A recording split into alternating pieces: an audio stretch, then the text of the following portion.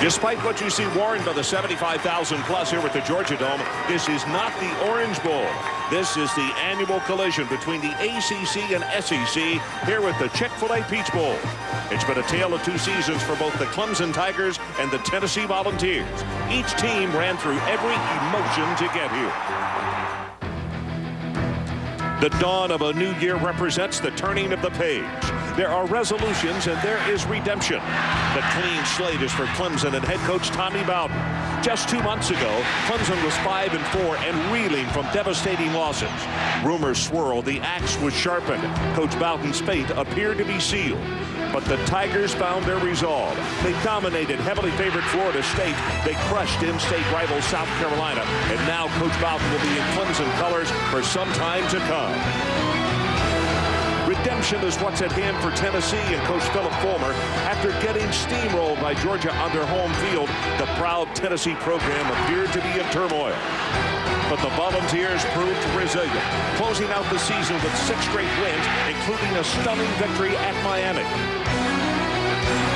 And while the new year signals a new beginning for many, it's the end of a fine career for Tennessee's Casey Clausen, who would love to lead the Volunteer band just one more time.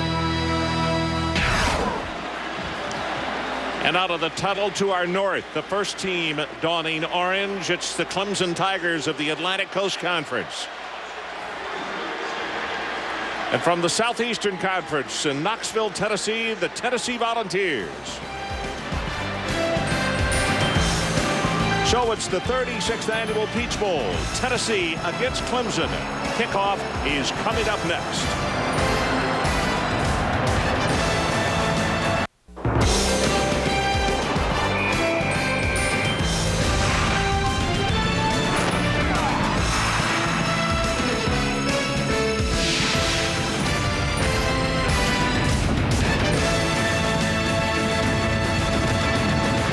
Welcome to Capital One's presentation of ESPN Bowl Week. It's the Chick-fil-A Peach Bowl as the Clemson Tigers take on the number 7th ranked Tennessee Volunteers.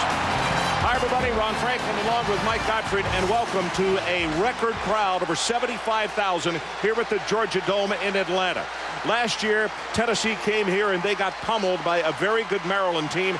This year, Phil Fulmer has said, take no prisoners. We have changed all of our workout schedules, and in fact, we've just received words that James Banks has been suspended for the first half of this ball game. Mike, they're trying to have more focus. What has to happen in this ball game for Tennessee to get after a good Clemson team today? Ron, I think the big key is for Tennessee to run the football, run it and punish the defense of Clemson. Be more physical. Cedric Houston being the lead tailback, and that opens Casey Clausen in the passing game.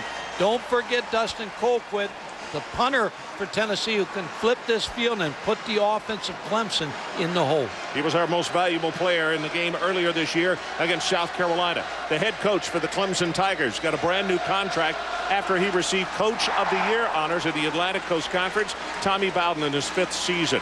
And on the other side of the field, Phil Fulmer, the head man now, 12 seasons at Tennessee, and you see his numbers over 80%.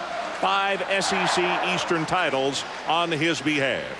Well, Tennessee won the toss, and they have deferred, so it means Clemson will receive. Will Hoyt will kick it off for the Tennessee Volunteers, and Hamilton and Miller are back deep. Adrian Karsten, that's checking the sideline. What do you have for us? Moments ago, spoke directly face-to-face with Phil Fulmer about James Banks. Asked him, what's the situation? Why was he suspended? He said, rules violations, teams rules that he broke. Asked him within the past 24 hours, he said no. This is suspension was going to happen in any case, only for the first half. Is he concerned about a receiver to take his place in Casey Clausen's performance? Potentially. He said we're just going to have to stick together.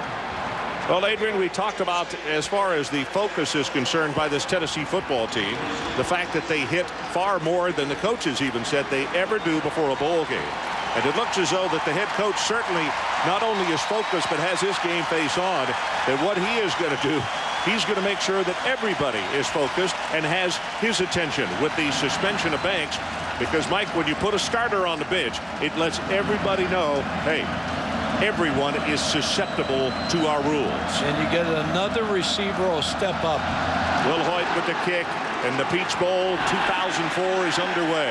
4 yards deep in the end zone, and Justin Miller elects not to return it. So Charlie Whitehurst, the first opportunity to see the young sophomore out of Duluth, Georgia. If you say, yeah, boy, the name is familiar, you're right. David, his father, played with the Packers 77 through 1983. And Mike, in a cut-in just a while ago, you talked about his progress.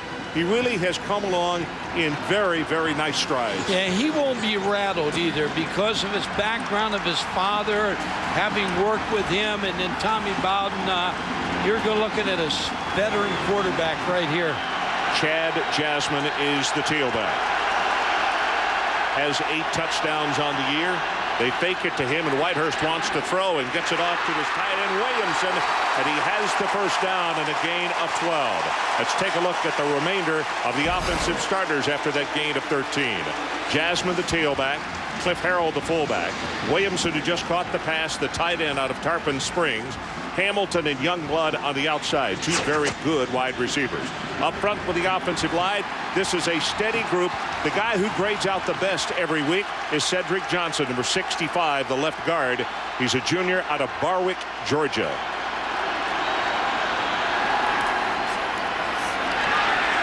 Running play right up the middle. This will go for about 5 yards as we take a look at the defensive starters for the Tennessee Volunteers. They run from the 4-3. Harrelson and Richmond on the outside. J.T. Mapu has really stepped up and done a nice job at tackle. Fred Jones at the other tackle. Burnett, Simon on the outside at linebacker. Robert Peace in the middle. And in the secondary, Greer and Allen on the corners. Baker and Wilson are the safeties. Jason Allen just really worked himself into a situation where he took that position away from Antoine Stewart. And a flag has come down. It's going to be against Clemson. Yep. Illegal substitution. What Clemson does, Ron, is they'll go to the line of scrimmage and they'll wait at the line of scrimmage to see what the defense will do. Then Tommy Bowden from the sideline, him, Michael O'Kane, and Brad Scott, the offensive coordinators and quarterback coach, will then make the play call. So the 5 yards stepped off, and they lose just about everything they got on first down. Whitehurst steps back, gets the play. Empty backfield, nobody behind him, and Tennessee shows blitz, and here they come. Gonna have to hurry, and he throws it to Hamilton, 26 yards. Boy, did he get open, and Tennessee had 2 defensive backs over there. They've hit him on 2 corner routes here with a tight end and then Hamilton, Derek Hamilton. But the nice touch on the football by Charlie Whitehurst. Mark Jones is the man who made the play. As you look at Hamilton, a career leader in all-purpose yards, and he's a big target at 6'4", 205, a junior out of Dillon, South Carolina. Whitehurst now 2 of 2 for 39 yards as Dwayne Coleman comes into the lineup at tailback, number 3. They give it to Coleman, heads to the right side. Whoa, does he get hit at the line of scrimmage? And the first man to come across and make contact was Paris Harrelson. Oh boy, we could hear and feel that one up here. They want Dwayne Coleman because they had a little fisticuff in the pre-game, and Tennessee football players took a little exception to Dwayne Coleman. Well, this is what happened right here, Mike, as you look at it. Well, we got a play. We'll get to it, and then we'll go back and look at what happened. Whitehurst got a man, and he throws it to Kevin Youngblood. Defenders, I believe, thought he was going to throw it out of bounds, and he didn't. Youngblood got behind the secondary, and he gets it for 35 yards. One thing about Youngblood, a big target at 6'5". So those are the problems that Clemson sends to you with a 6'4" and a 6'5" receiver. Rashad Baker got beat, the safety. First and goal, Clemson Tigers. The ball at the 8.5-yard line.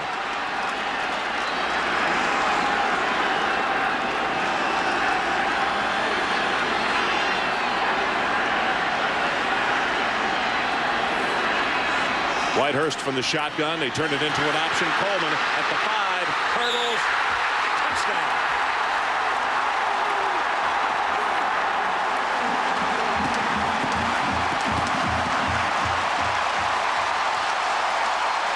Got by Jabril Wilson.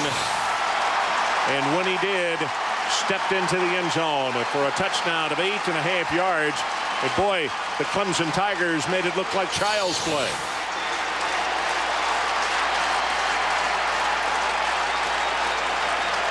Aaron Hunt to attempt the extra point, the senior out of Oak Ridge, Tennessee.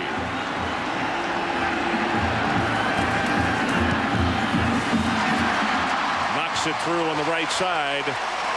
And Clemson marches right down the field. And the man who scored the touchdown, Dwayne Coleman, very fortunate. This is Rashad Baker. At least he was smart enough to put the headgear on, but that's a punch. And he probably should have been ejected from the ball game. But the officials said no harm, no foul. He was allowed to play, and he scores the lead touchdown.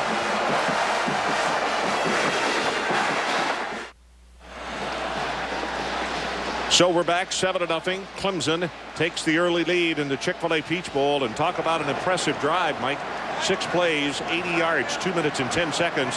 Whitehurst was 3 of 3 for 74 yards. Yeah, the no huddle, I think, even though Tennessee expected the no huddle, they did not react very well in the first drive. And that John Chavis, the defensive coordinator, will get them over there, and then they'll play a lot better than they played on that drive. Jardine to kick it off for Clemson. High into end. This one's going to go about 8 yards deep in the end zone, and Tennessee will take it over at their own 20-yard line. And that means Casey Clausen comes trotting on for his last start as a Tennessee Volunteer. See his numbers, 34 and 9 as a starter out of Northridge, California. You could see that look in his eye when we had video of him getting off the bus today, Mike. The one thing you like it is a veteran quarterback. Even though you get behind here 7-0, you expect your veteran quarterback to get this offense organized right now and answer the challenge. Troy Fleming, the lone setback, and he'll get the handoff right up the middle, belted hard. Take a look at the remainder of the offensive starters. There's a little tussling going on between offense and defense on the first play. Houston will start at tailback, Fleming at fullback. The McClure tight end, Brown and Jones are the wide receivers. Munoz, Herrera, Wells in the middle, probably the most improved. Cody Douglas and Sean Young making up the offensive line. Again, it is Troy Fleming, the senior out of Franklin, Tennessee, who will operate as the lone setback with Clausen. Now Clausen with an audible. Play clock is down to 4, down to 3. Got it off just in time. Set's going to throw a little fade, far sideline. Got a man there. Did he hold on? No. That was C.J. Payton, the sophomore out of Virginia Beach, Virginia. Talk about a game of inches. He almost gathered that thing in. Ball's thrown exactly where it should be thrown on the fade to Payton. Just couldn't bring it in. Justin Miller, the corner. Sends a message, Joe. Yep. 3rd down. They need to take it out to the 30-yard line.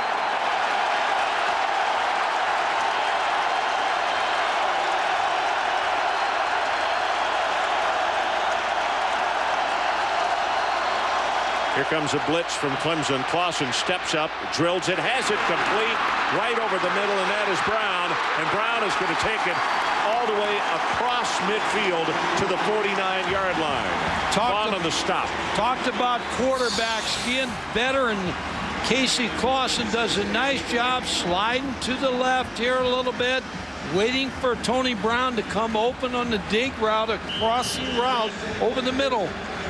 Well thrown. So it's a first down, Tennessee Volunteers, as they convert their first 3rd down situation of the afternoon. And it came at a Clemson blitz. They're in Tiger territory for the first time today. Swings this one out. Houston out of the backfield, going to be hit. That's a very nice defensive play. Troy Fleming, I beg your pardon, is the man that they sent out. Leroy Hill making the tackle. Vaughn, Washington, Polk, and Fountain the down to 4. The linebackers, Hill, we just talked about him, and we'll call Leroy's name a lot today. He is a really exciting player. Leak and Sampson, the other 2 linebackers. And in the secondary, Ty Hill and Justin Miller. Pugh and Fudge are the safeties. Now Cedric Houston checks into the backfield. Fleming had been the lone work guy for a bit. They'd line him up at fullback, though.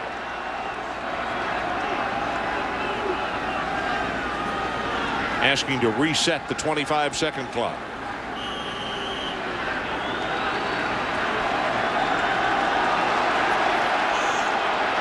Second down, Tennessee. They trail at 7-0 as Clemson took it right down the field, 80 yards in 6 plays on their opening drive. Houston right up the middle, loses the ball. Clemson's football.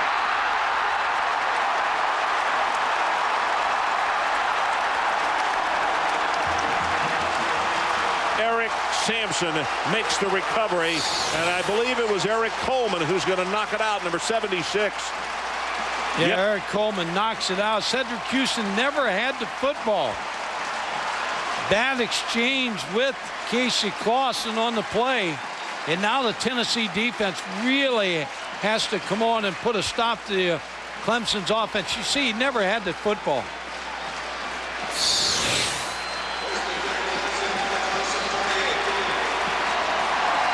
They come out quickly, and in fact, they're lined up and ready to snap the ball. Here's Whitehurst. Quick out pass, got it complete, and a nice job as Tennessee recovers. But it did not appear that they were ready at the line of scrimmage as Hamilton caught the pass, and they had to get outside in a hurry. Robert Peace was there to make the tackle. You know, when we talked to Tommy Bowden the other day, and he was talking about his players, and he was bragging on Tennessee's players, and I'm sure what he sold his team on, hey, they've recruited all these All-American guys, and you haven't been recruited there. This Clemson team's trying to prove a point. Here comes an option, pitches it back to Coleman, a hit behind the line of scrimmage. Some kind of play by Kevin Burnett. Wow. Yeah, Kevin Burnett is the leader of this defense. A senior out of California, does a great job here on the option play.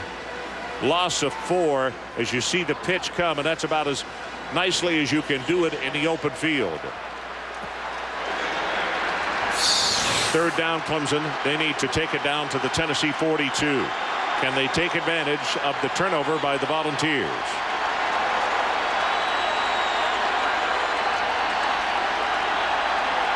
Tennessee showed blitz. They stayed at home. Whitehurst got a man right over the middle.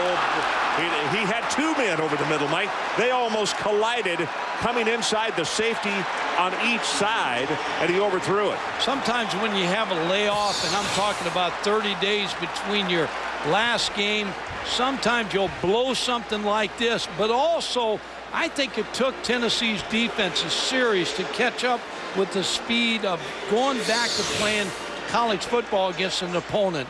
Cole Chasen, a freshman out of Roswell, Georgia, is back to punt and is not a boomer but very efficient. His net return, they do not allow a great deal. Fair catch is called for and made by Mark Jones, so we'll take a timeout. 9:04 left to play in this opening quarter on a 43-yard punt. It's 7-0.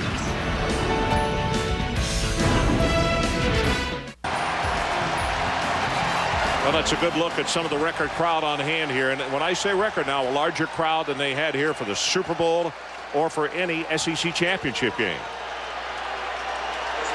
Clausen 1 of 2, 28 yards in the early going as far as his passing is concerned.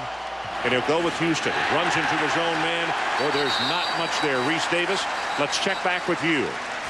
All right, Ron, in the SBC Cotton Bowl, much better day for the SEC at the moment. Ole Miss and Oklahoma State, and the Rebels moving with Mashawn Pearson driving down to the 1. Eli would end up paying that off. Manning going into the end zone. Rebels up 31-14 in the 4th. All righty. Ole Miss showing a running game in that battle this afternoon with Oklahoma State. When you got a passer like Manning, that certainly makes a difference. Fleming and Houston. Split backs. Clausen drills it complete. That's Jones.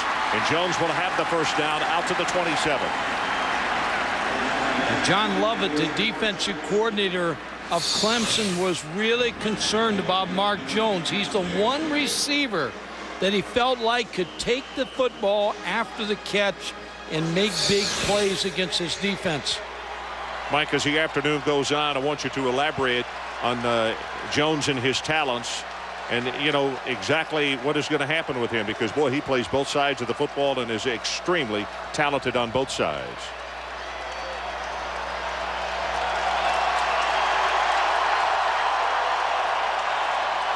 Short drop, quick out, got this one complete. Number 10 again, and Jones will have the first down.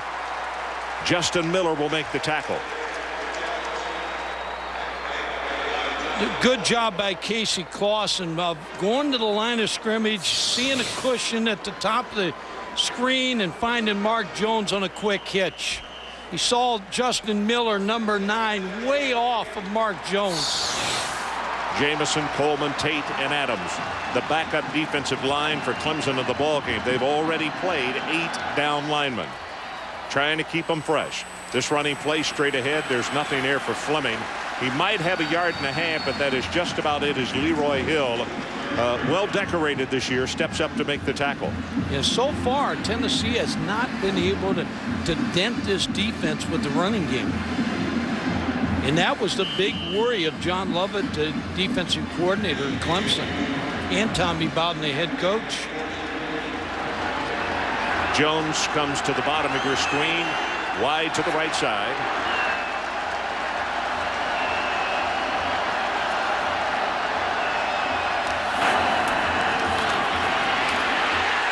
Gonna be sacked. First time they've gotten to him, and it's Justin Miller, the man that Mike Gottfried was just talking about. So a little trickeration on the part of the defense of the Clemson Tigers. Yeah, Justin Miller lines up on the wide receiver. Casey Clausen didn't see the safety slide over too late, and it wasn't picked up. Missed opportunity by Troy Fleming, the blocking fullback. Third down. James Banks just waits till the second half. Suspended by his head coach. Third down, the line to make. They got to take it out to the 48-yard line. Clemson on top, 7-0. Clausen, play action. Ball is tipped. Boy, those are dangerous when they're thrown in the middle and they get tipped at the line of scrimmage. Eric Coleman, number 76. Yep. May have tipped that, but Clemson is playing with so much emotion. Here's the fake and the draw. Eric Coleman's blocked. He's being handled by Cody Douglas at the line of scrimmage. He gets his hands up, deflects the football. Isn't that something that just talked about their number 2 defensive line in the ball game? And he is said to be a very consistent performer, so they don't lose a lot when the number 2s come in. Tennessee has to give it away again. Colquitt, not a good kick on this one as far as beauty, end over end, but down to the 25, and Hamilton on the return. Tries to go the other way. Hamilton gets a block, gets another block. Colquitt is blocked to the ground, and he's finally knocked out of bounds at the 17-yard line.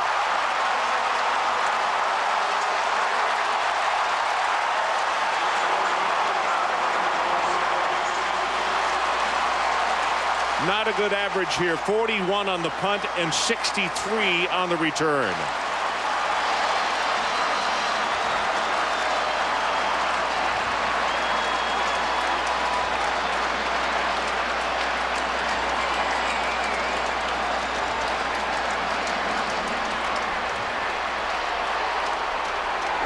We have a sideline warning on the Clemson bench.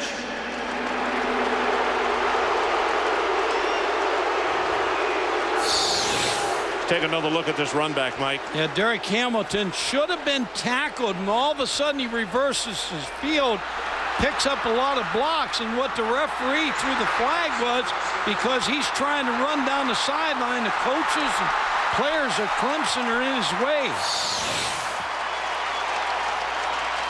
So Clemson from the shotgun. Whitehurst looks over the defensive set for Tennessee, comes up and now calls the play. 4 wide receiver set, but they go straight ahead with Coleman. Gets by 1 tackler inside the 15. He's down to around the 11. Go back to that punt return, because all week the Clemson coaches have been talking about Dustin Colquitt this, Dustin Colquitt that, and so to get a return like that against Tennessee's punter and punt team is big for this football team. You remember I said when he kicked it, Mike, I said not a good kick because it was too much of a line drive, not the high spiral that he ordinarily kicks. And as a result, a good return guy, when it's line drive, you're in trouble. Quick pass, got it at the 5-yard line, down to the 3, and it's Curry. We didn't know if Aries was going to play or not because of an injury, but he's in the ball game, and he takes it down inside the 5. Baker on the tackle.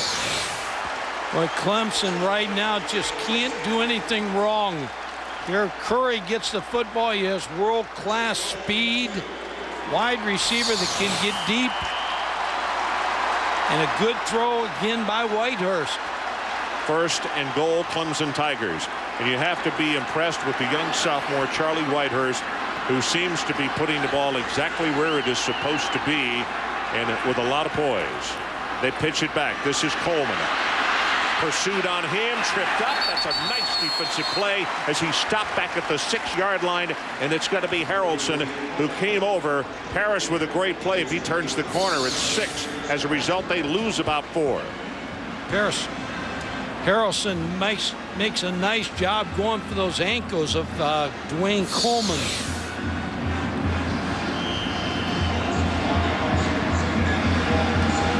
Now it's 2nd down and goal to go.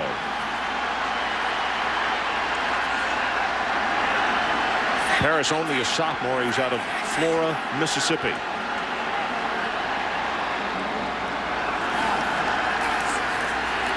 Pass right over the middle, base of the end zone. He caught it out of bounds, and that's a good call.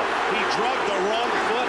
The foot he drugged was the one that was out of bounds. Youngblood. A nice throw by Charlie Whitehurst. I agree with you. I think he's out of bounds all the way. He stepped and then drugged the foot. I think you're going to see. See, the first foot that comes down is the one that's out of bounds. The crowd is booing, but I think this is a very good call. See, even if it's simultaneously, well, if it's simultaneous, it would be good. It's close. I think it's a good call.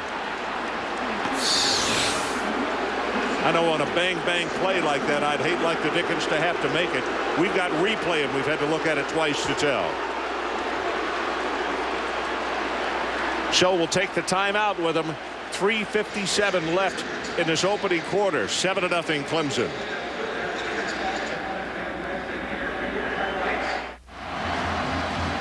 So we are back very quickly. Let's freeze this shot and we'll show you. And this is how many times it took us. His foot is down. That is a touchdown. But look how long it's taken us to come up with it. And on a bang-bang play, I don't think you can say that that official made a bad call. He had an extremely difficult, because Mike, it was just bam-bam, just like that. But according to that shot being frozen, yep, should have been a touchdown. Stand corrected.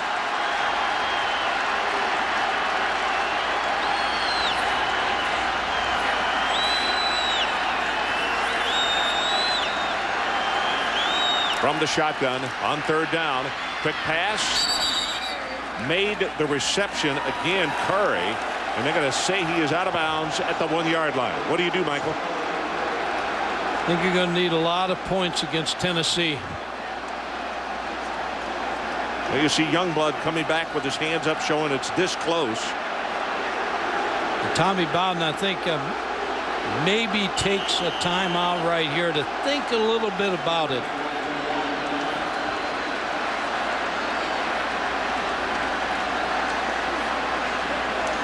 Now there's the signal. They have said call a timeout because the play clock is right now at 11, and they stop it. They call the timeout. 3:51 left to play in this opening quarter. And as we go to break, one more look. We're going to stay right here, and we'll take one more look at that play in the end zone. Another good throw right here by Charlie Whitehurst. Good catch by Curry. You know, Mike, they have caught everything that's been thrown anywhere. There have been no poorly handled or dropped footballs. Whitehurst has made it easy, and the receivers have done a great job. The ball's been right there. What's tough about this decision is if you kick the field goal, you go up by 2 scores, but you're playing against an offense with a quarterback, a veteran quarterback, you know who's going to get untracked. So you need a touchdown here. I believe I'd go for the touchdown.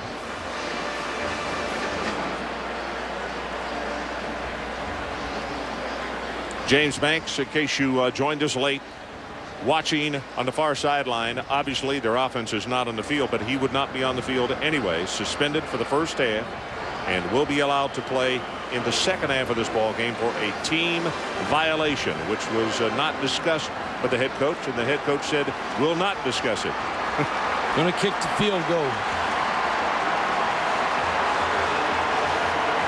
Aaron Hunt comes on to attempt the field goal. He is the Clemson career scoring leader. 321 points following the extra point here just a few moments ago.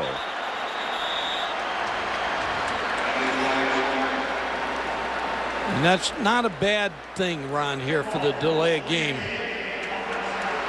Tennessee, I might turn it down. But that's a good angle. You want the better angle than the ball on the 1 yard line on the hash mark. Yeah, because at the 1, it is really an acute angle.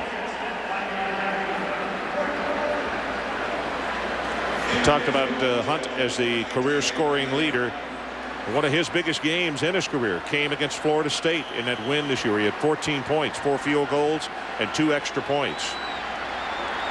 From this distance in his career, he's 29 of 32. And he knocks this one right down the middle. So let's take a timeout. Whitehurst, he has done his job as a flag comes down. Casey Clausen on deck, and we'll see if he can get the Tennessee Volunteer offense going.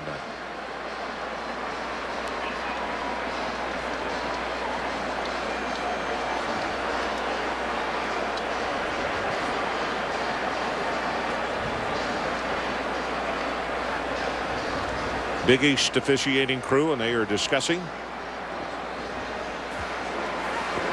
Play. Offsetting. Dead ball fouls. On Tennessee. Dead ball foul on Clemson. Fouls offset. Kickoff.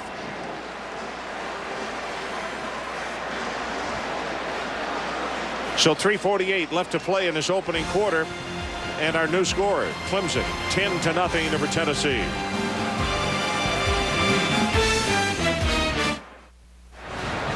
So we are back. That's Eric Coleman, who's being consoled on the sideline by one of his teammates. He was one of the 2 parties with a personal foul. Ron, I think he's very fortunate not to get the penalty on him right here. He's doing the pushing. I don't know how you get a double foul on that. Maybe he's mad because they're wearing orange too. Well, Eric, who had the tip pass just a while ago, has played a steady defensive game with the number 2 group. Sitting on the bench now, getting the time to cool off as Jad Dean will kick it off. And Corey Larkins is the deep man for the Tennessee Volunteers. They're trailing by 10. Another good high deep kick, 5 yards deep. He's going to return it. Shouldn't have. To the 13-yard line. The dynamic shots you've seen are provided by the Chick-fil-A Fly Cam. Another technical innovation from ESPN. Takes you right down on the field. Moving down the sideline, at Tennessee special teams unit coming over to talk to their coaches. That's a great look.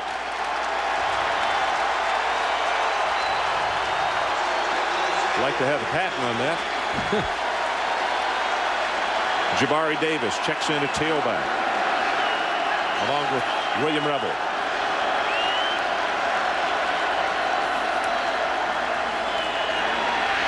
Clausen high stepping, drills it, and he was standing on the sideline, so it's going to be incomplete. Running for his life, Chris Hannon is the man that he threw to. Speaking of Chris Hannon, he's a youngster that has come on in the late going this year. Yeah, but you just look at Tennessee here early in the ball game. All the mistakes, the fumble, bringing that kickoff out right there, the defense not being ready early. They needed a wake-up call. Average field position, it's been horrible for the Volunteers. It's been excellent for Clemson. And the Tigers are showing blitz. He's going to check off to a pass situation here. Here they come off the corner. Gets this one, has it complete, and the same young man, Chris Hannon, that we were just talking about, sophomore out of Sarasota. And you got to keep an eye on him with a little stop and go because he's said to be the fastest of the wide receivers. Yeah, and the one thing about John Lovett, he's going to tell his defensive backs, hey, don't tip the blitz off because this is a veteran quarterback. He's going to see that, and he's going to check off to a pass. And they do a good job of checking off the blocking schemes, too. Troy Fleming, the fullback. Jabari Davis, the tailback. Tennessee on first down. Gets it out to Fleming. Makes the catch. He is hit immediately. Excellent work by John Lake, who's a senior out of Plano East, Texas. I thought they talked about John Leake yesterday and really had good comments. He was the leading tackler last year, but he's playing much better this year. And he's playing much better as a team defense with John Leake and the other 10 members of this defense. You know, Mike, this is his 49th game that he would have played in, and 38 of those he's been a starter. So a veteran performer. Clausen got a man over the middle. There he is again. It's Hannon, and the tackle will be made, but not before a gain of about 17 yards in the play.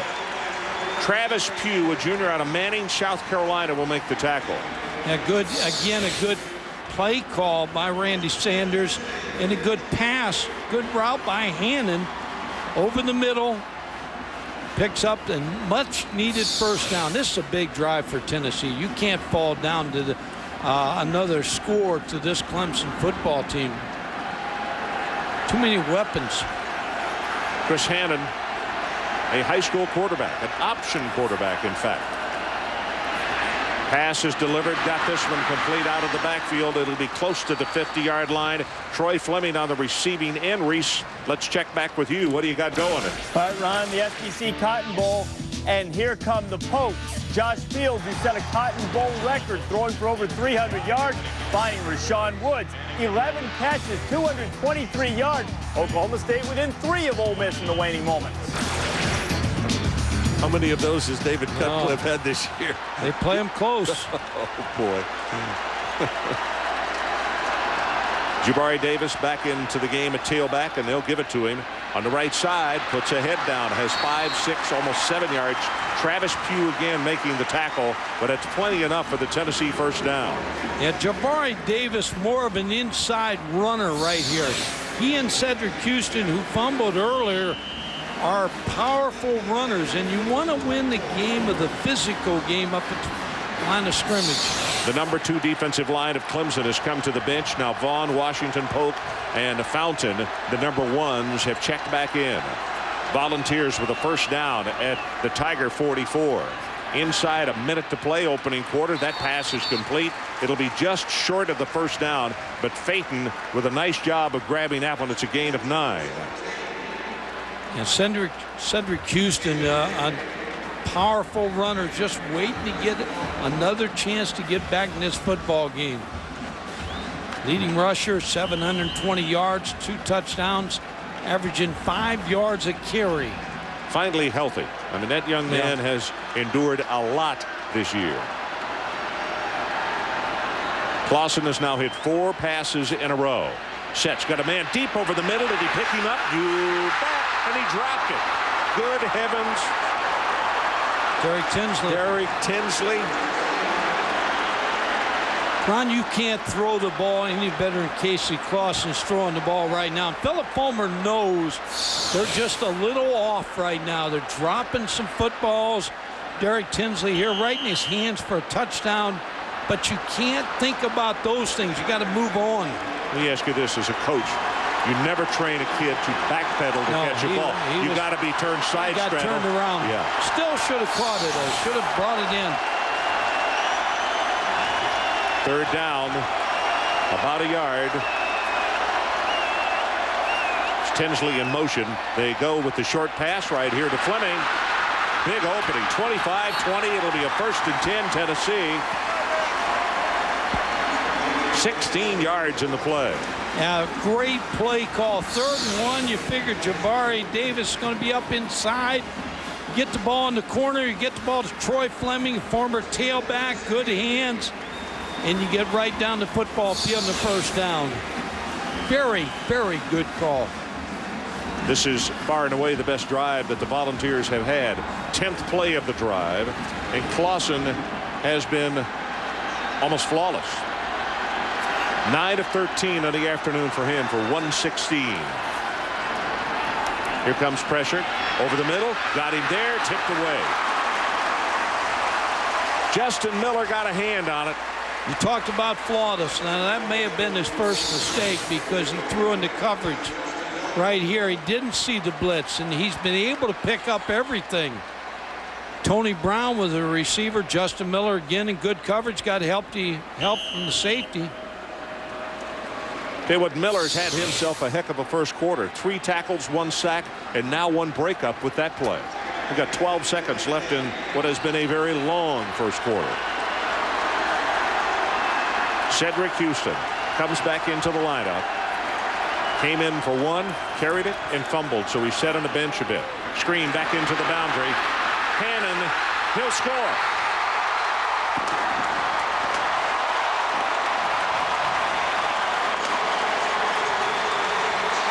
A 19-yard pass play. And Sean Young, the right tackle, got a nice block on that screen. That's all Casey Clausen right there. And John Lovett knows that. That's why we talked about you take the field goal, you take the touchdown, you got to score points because Tennessee's going to be back here. James Wilhoit, the freshman out of Hendersonville, will attempt the extra point. Got it.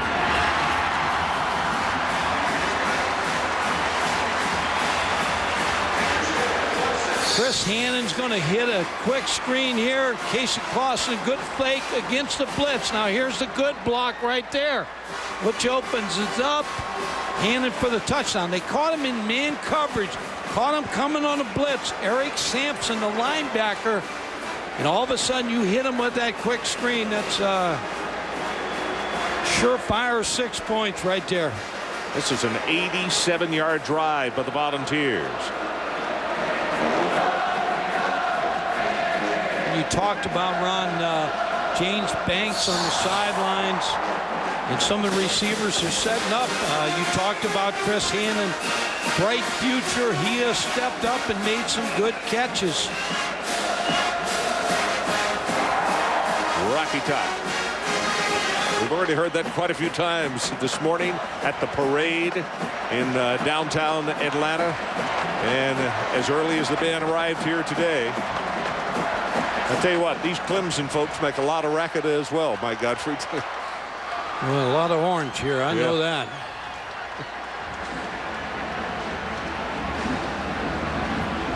Both offenses kind of having their way here in the first quarter. 6 seconds left in this opening quarter. And you got to keep in mind, neither one is a joy to kick to. But Derek Hamilton, number 21, the all-time guy as far as just all-purpose yardage, and he already had 1 punt return. It was what, 60 or 61? After I saw him return that punt, I would never kick to him. 58 is what they said officially.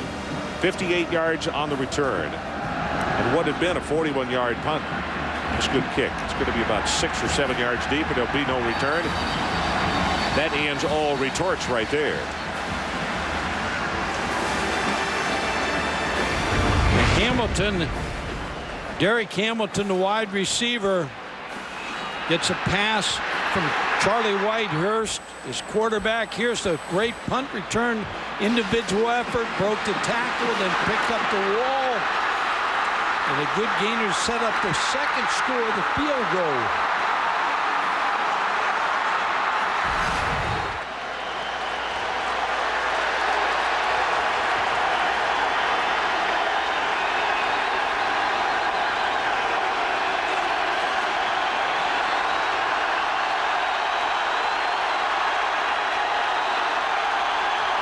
Tennessee with a blitz off the corner. They hit him with a run. Big opening. Has 5, has 10, 15, 20.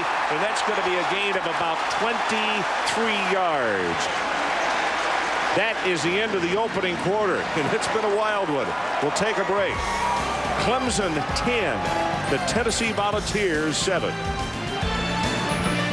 We'll be right back with more from Atlanta.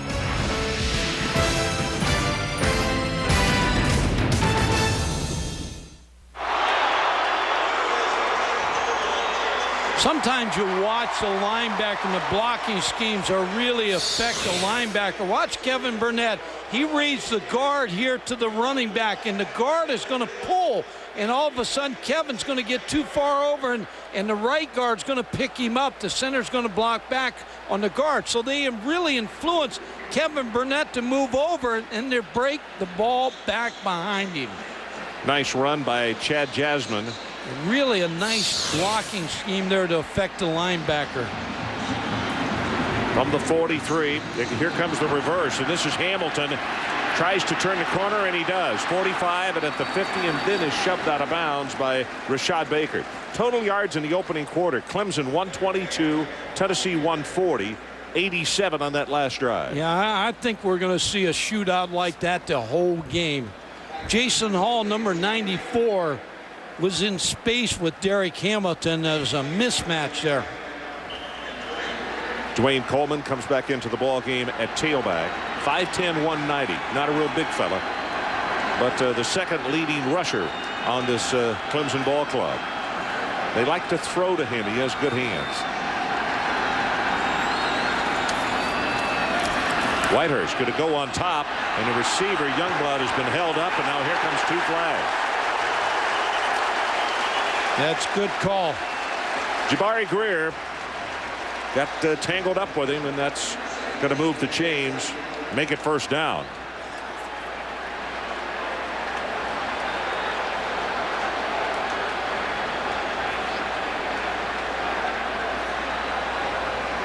Pass interference on the defense. 15-yard penalty from the previous spot. First down. Yeah, Jabari Greer in bad shape versus Kevin Youngblood. Kevin Youngblood a lot taller, just got in front of him, got his hands on him, and the ball's in the air.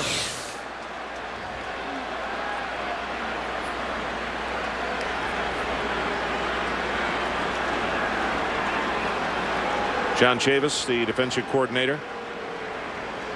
John from the state of South Carolina, so he really is hoping his defense can step up. Following the step off of the pass interference penalty, 1st and 10 from the 35-yard line of Tennessee.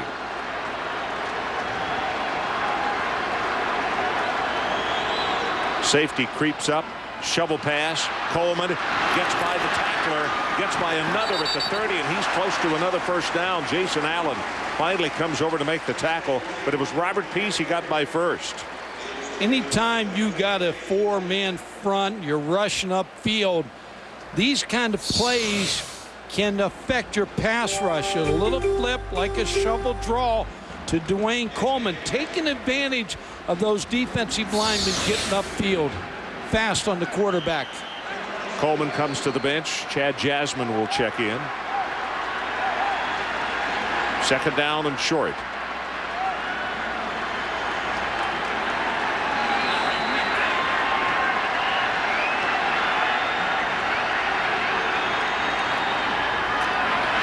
Big opening for Jasmine again, and he'll have a first down plus about 7 or 8 more yards as Jabril Wilson comes up to make the tackle. Cedric Johnson with an outstanding block, number 65. Both defensive coordinators, John Chavis and John Lovett, both being named John today, are having headaches. Both these offenses are pouring it to them. Jasmine out. Dwayne Coleman comes back in at tailback. Clemson with his no-huddle offense. They went to the no-huddle in the 3rd game, and folks, since then they've averaged 443 yards a ball game. Whitehurst, quarterback draw. They think they see something on the left side, and he will get just minimal yardage out of it as Cedric Johnson was out there blocking for him.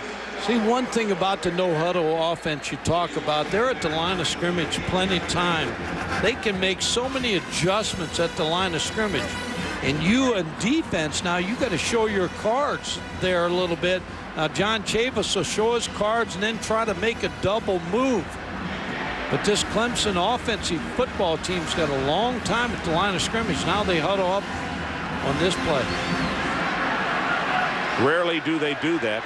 But what Coach Gottfried is talking about is when they come to the ball, they may already have the play. So you better be set to go. Pressure up the middle, just going to throw this one away. That was Jason Hall, who was applying some big pressure on the quarterback, Charlie Whitehurst.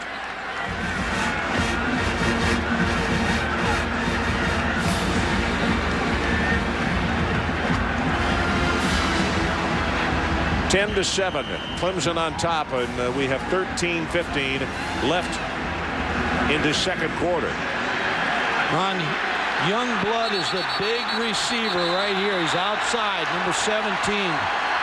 And now Tennessee wants to call a timeout. So we'll take a break. As I said, 13-15 left until the halftime, and it's a 3-point Clemson lead, and they're driving.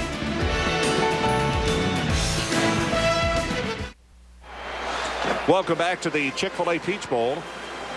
Time is about to be back in the situation. Third down, and Clemson needs to take it to the 9.5-yard line to keep this one going. Charlie Whitehurst, 7 of 10, 101 yards, and he's got Chad Jasmine behind him.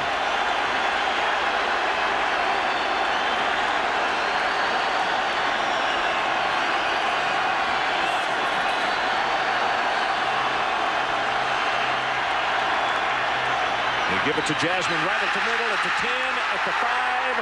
Touchdown, Clemson Tigers.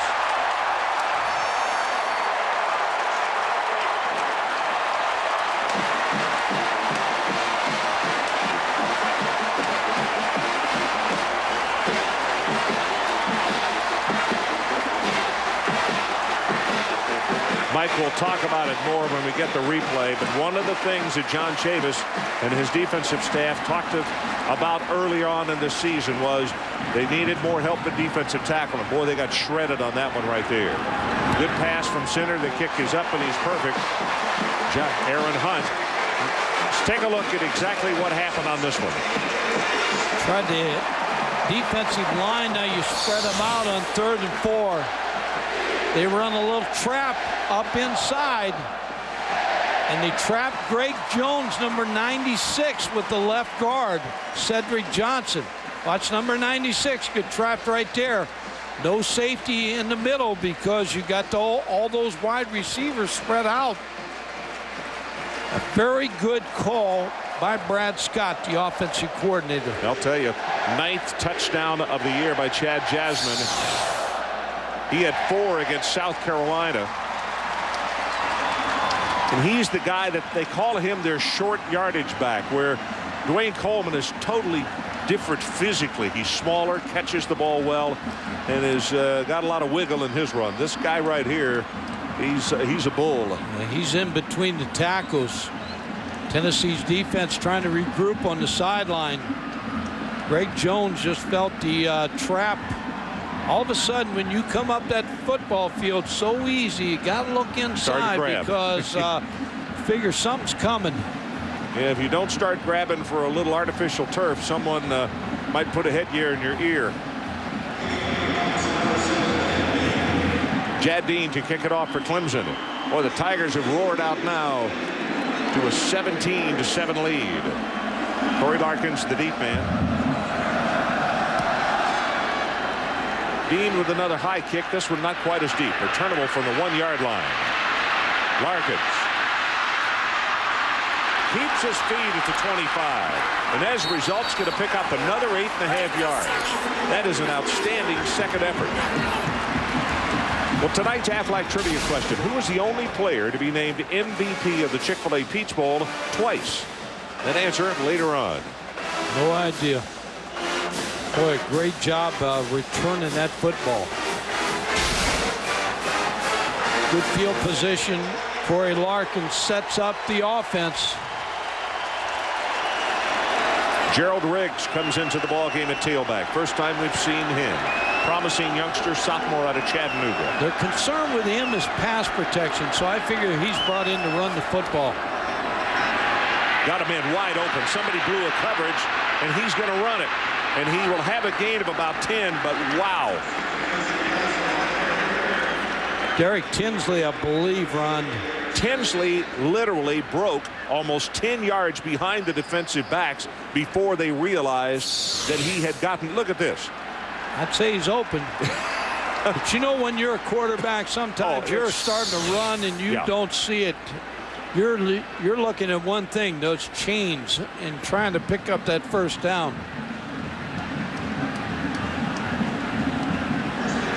I've been really impressed with Casey Clausen in this first half. And you have to be. He has really shown a lot of poise. Khalid Vaughn walks off the field under his own power. That's good news for the Clemson faithful.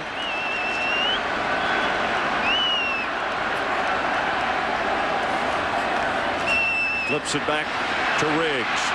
Puts a head down. He goes over midfield and is going to be stopped at the 49 of Clemson. That's why Riggs is in the football game. The one reason he hasn't played this year much is because of pass protection. Casey Clausen, you see 73 touchdown passes. Boy, you talk about in graduation, the coaches in Tennessee are going to be crying when he graduates. Puts that cap and gown on, and you know he's not coming back. Casey Sr. out of Northridge, California. 5-step drop this time. Now going to step up into the pocket and run. And before he's able to slide, he is tripped up, and he'll have the first down with an additional 6. Jamal Fudge, the rover, is the tackler. I keep talking about how impressed I am with him, and he just makes right decisions. And so far in this football game, he's doing it as much with his head as he's doing with anything here. He's picking apart this defense. He knows what they're in.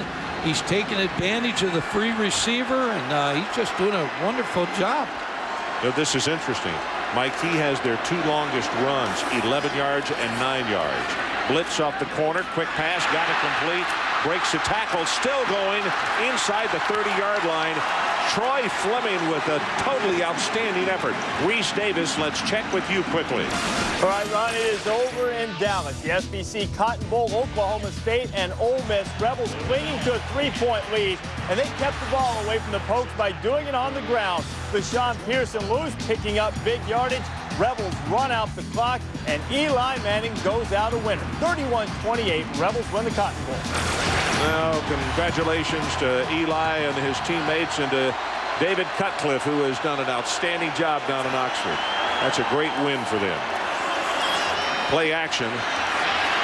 Man over the middle was covered, still looking deep in the end zone, and he just had to overthrow it, or that ball would have been picked off. Riggs had finally tried to get open, as had Tony Brown deep in the end zone, but in this kind of football game on both sides, your defensive linemen are going to have to pace themselves because there's so much passing going on. You see the offensive line of Tennessee doing a great job of protecting Casey Clausen.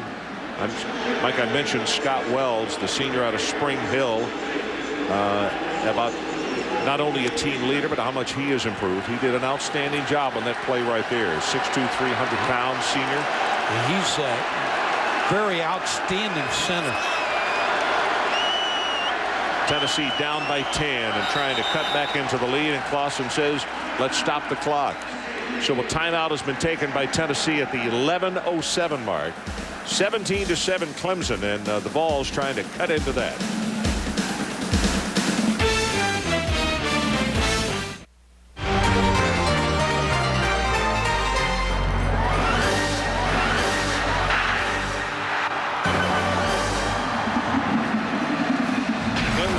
Tennessee, and I mean an absolute sea of orange.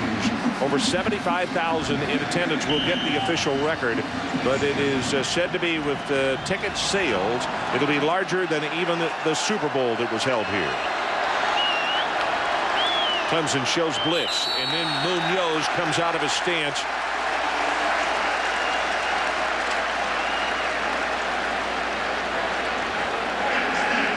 I'll start. Offense. 5-yard penalty. Second down. There's his dad. Michael really banged his hands together. That was at the safety of the corner. It was somebody coming out of the secondary, and he caught him out of the corner of his eye and wanted to make sure he was set to go to protect number 7. It's only the second Tennessee penalty.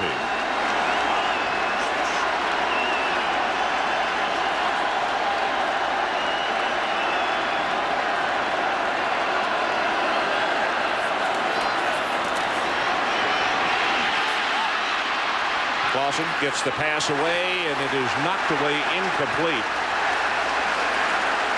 Boy, Casey was very close to being across the line of scrimmage. Good job by John Lovett again. Faking the blitz. All of a sudden bailing out. They confused Casey Clausen on this play.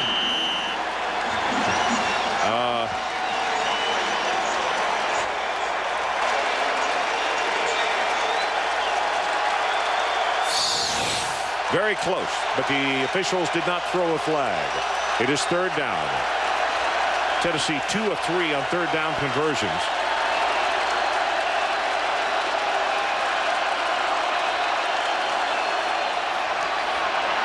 Clausen tries to step up, and he's sacked.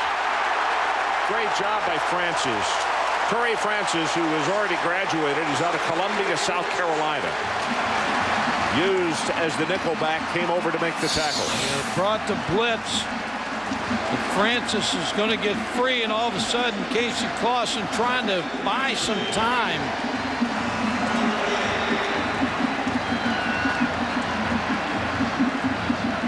Tennessee going to take a timeout here.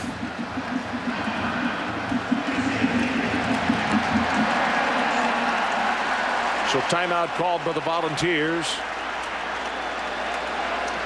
And that's the last one that they have here in the second quarter. It just didn't pick up the blitz. Torrey Francis comes clean. I had no idea on this, but the answer to tonight's Athletic Trivia question, who's the only player to be named MVP of the Chick-fil-A Peach Bowl twice? And the answer is Raymond Priester. 1996, 1997 is Clemson's all-time leading rusher, 3,966 yards. I could have guessed all night and would not have come up with that. Does he get Chick-fil-A sandwiches for the rest? Loads of them, yes. Rest of the time. You know, I knew we'd been stopping a lot here in the last couple of minutes, but that is 3 timeouts that Tennessee has taken in the last 2:48, and probably the reason of that look of frustration on Phil Fulmer's face across the way, which we got just a moment ago. And they just can't get in any kind of rhythm. They were on the good move, but John Lovett with good defensive calls. So James Wilhoit is going to attempt a 55-yard field goal. Also could punt it. His longest is 51, and that's what's going to happen. Going to pooch it. Right down the middle. Now takes a Tennessee bounce.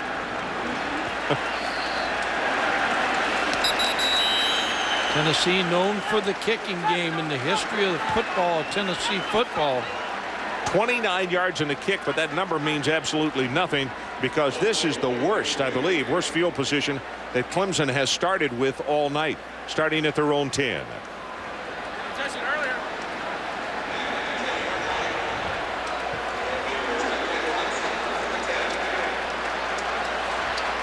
Charlie Whitehurst and company back out on the field.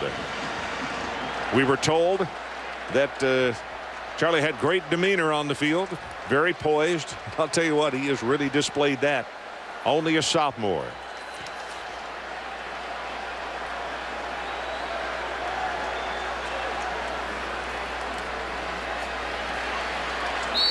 Chad Jasmine will come at right tackle for a couple of yards for Robert Peace puts a stop on him. And let's take a look at the youngster and the job that he's done. And Jasmine hits the zone play up inside for big yards, then hits the trap for the touchdown.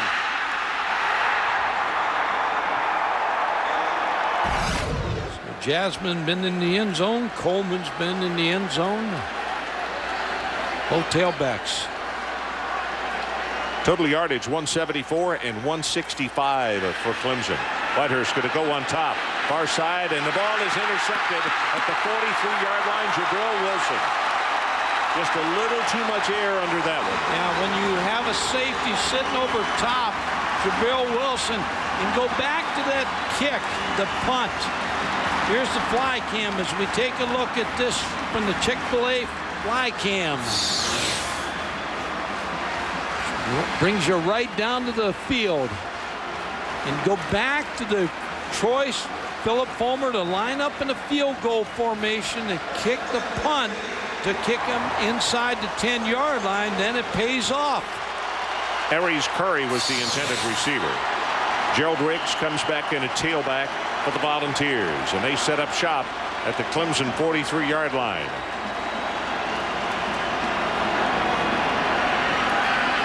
Riggs tries to turn the corner, then puts a shoulder down and will take. That's 3 tough yards right there. Travis Pugh had to come up and make the hit on him. You just know when you talk to Philip Fulmer that he likes this guy right here, Gerald Riggs.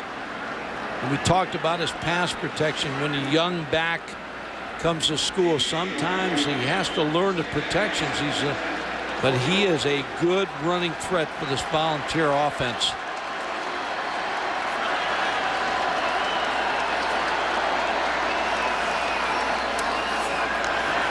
Clausen after play action zings this one. That is a long throw, and it'll be to Brett Smith. Good for the first down. I tell you, he's on this side of the hash marks and had to throw that thing completely across field. That is a long throw. A lot of people talk about Casey Clausen. Will he play at the next level? I think for sure he'll be drafted 3rd, 4th round quarterback that can go in the pros and be a guy that learns a system and play very well in the next level. Smart football player. 8.5 minutes left until halftime. Clausen gets this one incomplete, in and out of the hands of Brett Smith, the freshman. He's another one that they put an exclamation point, coming on, still learning, gonna be good, but that still learning has a definite asterisk that you put by his name. Yeah, and go back to James Banks, been suspended. A very good receiver for this Tennessee football team. Can't get in this football game in the first half. Quarterback receiver. Now here's an option being called by Clausen. Plenty of time on the play clock.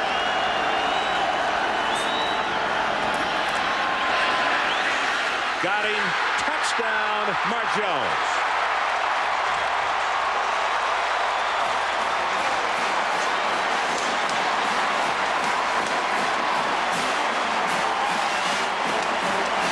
Justin Miller just got burned up. Woo. Ran the fade on the press coverage.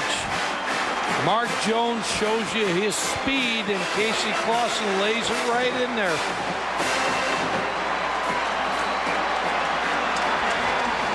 Will Hoyt tries to make this a 3-point ball game, and he does. So with 8 minutes, 19 seconds left until halftime, our new score is Clemson 17 and the Tennessee Volunteers 14 on this 30-yard strike from Casey Clausen to Mark Jones in the left rear end of the end zone.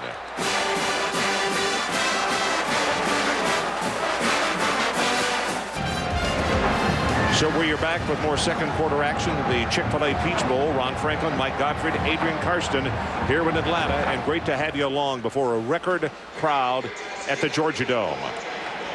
4 plays, 43 yards following the interception. Taken away on the pick from Charlie Whitehurst. 1 minute 12 seconds is all it took Keep in mind, 2 deep men. One wears number 21. He is Derek Hamilton. 2 returns of 100 yards in his career. And they kick it away from him. Miller muffs the ball at the 1-yard line, and it'll go out of the back of the end zone. Let's go back to the touchdown. Mike? Hey, Ron, when you play 2 deep coverage, you have to have designs of your pass play. Here's a safety that's going to be sitting on the hash. This corner is going to square up. But Tennessee's going to run a receiver down there to hold him, so to let Mark Jones get free in the corner. He holds him just for a second to design the play to get that safety just freeze for a second so that Mark Jones can beat that corner and the safety can't get over and top. Charlie Whitehurst has Chad Jasmine to his left in the backfield. Seeing it there, they faked as though they were going to snap the ball. Then he looks to the sideline and gets the play. And there's plenty of time in the play clock. Still 12 seconds. So the reason you got to be set to go. Jasmine, big opening. Over the 30. Out over the 40. Finally wrestled down as he crosses midfield. Jabril Wilson makes a stop. That's a 31-yard run. Yeah, what they're looking for, Ron, just what you talked about. See 6 guys in the box and give them the run sign, and that's what they're able to do. You know how the pros get the Polaroid pictures on the sideline, look at the fronts. The coaches right now are freezing Tennessee's fronts, and they're able to look at what they want and do it. Tennessee scrambling around on defense because they came in with the 2 extra defensive backs, taking a chance that it was not going to be a quick snap by Clemson. Bouncing off a tackle, bouncing off another, and then whoa, what a hit on Jasmine. He took a pretty good strike right there. Mark Jones, who plays both ways, is the man who came up and made the hit. Yeah, 92 plays against Kentucky. He was on the field. Special teams, defense, and offense. Just scored a touchdown. Now he's back out there on defense. That's a 2-way player, not 8 plays on offense, playing all the defense. This is the real guy right here. Quick pass over the middle, in and out of the hand. I'll tell you, they haven't done much of that. Derek Hamilton dropped the ball. It's going to be 3rd down and 5. I commented back in the first quarter that everything was thrown around them. They caught. Now John Chavis, the defensive coordinator, is going to look at the personnel on the field now. The offense, John Chavis, after he sees them adjust, his defense adjusts. 3rd down, they need to take it to the 39-yard line of Tennessee. All of a sudden, it's a 3-point ball game. Volunteers come up with a press. Here's pressure off the corner. Barely gets it away. And intercepted by Tennessee. And a flag now has come down.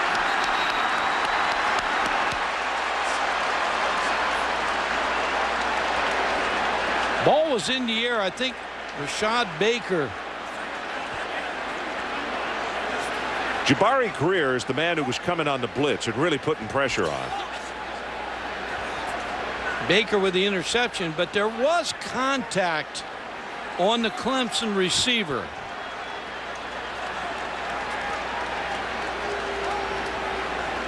It's a long time here.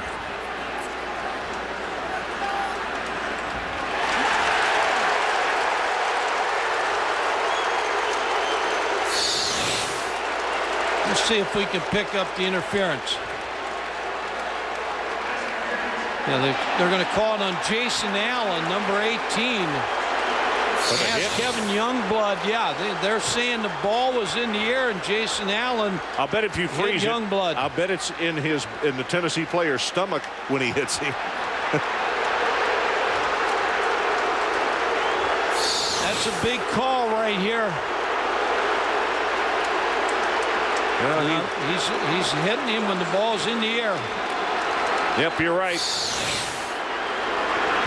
So Jason Allen is the man who's flagged, and it is 1st down Clemson. It's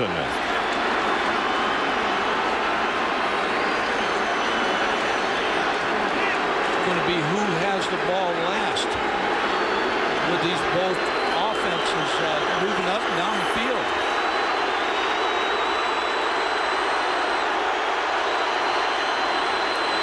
Whitehurst, his receiver had fallen down. And now a mocking from the Tennessee partisans say because there was no flag that was thrown. Rashad Breaker against Kelvin Grant. But you know, the other thing about this no huddle offense, when you're on defense, you got to get in your stance. You got to be in there for a long time. That was frustrating to the defensive linemen. See, that's what I thought on that running play a while ago. They had been in their stance forever and a day. Then all of a sudden it snapped and Jasmine pops it for 31. Every now and then you may go to sleep. You're in the stance so long. These guys right here have been here for a long time. Yep, in fact, over 10 seconds. Now they know the snap's got to come. Pressure off the corner, and he ran right by him. The blitz guy missed him. Throws it for the end zone, and it's incomplete. Tony Elliott, the intended receiver. Greer ran right by him. Jabari Greer thought they were playing touch football here. He just runs by. Charlie, I've touched you. You're down. I have a feeling that Jabari is going to get an earful of They're going to tell him, say, Jabari, it's not flag football. Oh, my goodness. And Charlie needs to say thank you because he could have absolutely taken his headgear off. Coleman did touch him, though. He did touch him, you're right. Jasmine and Coleman in the backfield together this time.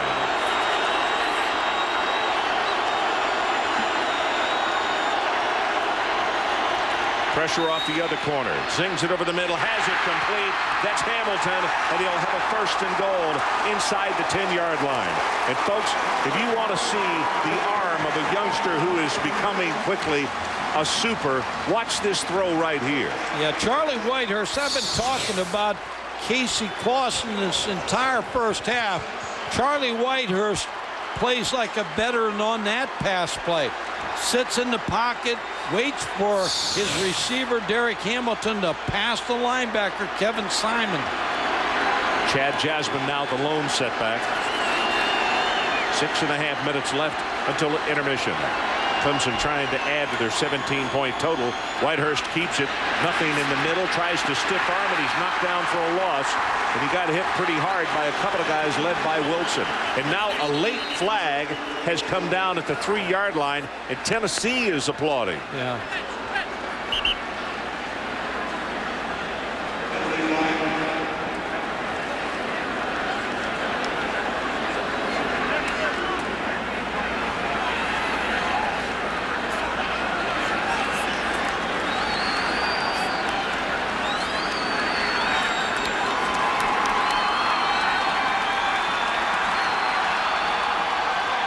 Offsetting dead ball, late hit fouls on Clemson. Dead ball, late hit on Tennessee. Fouls offset. So Charlie Whitehurst was going to keep this football after faking the fullback.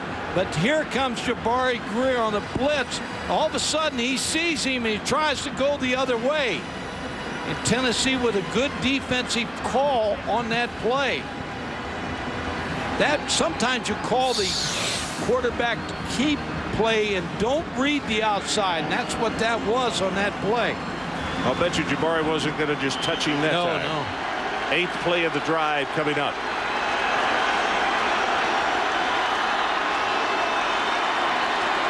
Second and goal. Now Tennessee's defense now moving all around trying to confuse the offensive line. Here's the blitz and the pass thrown complete, and that is Curry just inside the 10-yard line. I like what John Chavis is doing right here. He's dictating now, saying to you Clemson, the offensive line, we're going to fool with you now. We're going to move all these guys around here. Now you figure out who to block at the snap of the ball. They all know where they're going on the snap of the ball. And they got free on Charlie Whitehurst and downed him. That's a good move by John Chavis. Whitehurst is fortunate he did not get a knee or an ankle injured on that play. You could see the tackle when he got hit. And he was a little bit off balance and awkward when the tackle was made. Thank goodness he came right up and appears to be okay. So we got 5:42 left until halftime, and you're right. There's always a chess match in every football game, but right now they've been playing with John Chavis's mind, and now he's sending some stuff in return, Mike. Well, I like what he did there because all of a sudden you talked about it first, the defensive lineman in that stance for so long, and all of a sudden now you got to play after this 18 or 19 seconds. Now he's saying, hey, we're going to move you around, give you some fun now. You go ahead and attack them, and I like what he did there. So the situation is 3rd down and goal, and the ball is about, what, the 8-yard line. And the red line, there it is right there, just inside the 8.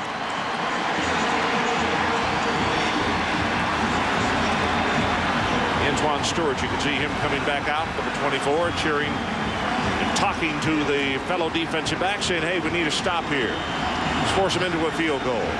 And on the Clemson side of the field, they're saying, hey, we got to put it in the end zone for a touch. Look at this alignment. Yep. They left it on the ground, and it's Aruski at the 5. Touchdown, Browning. The Fumblerooski, Kyle Browning, took it on the stack lineup.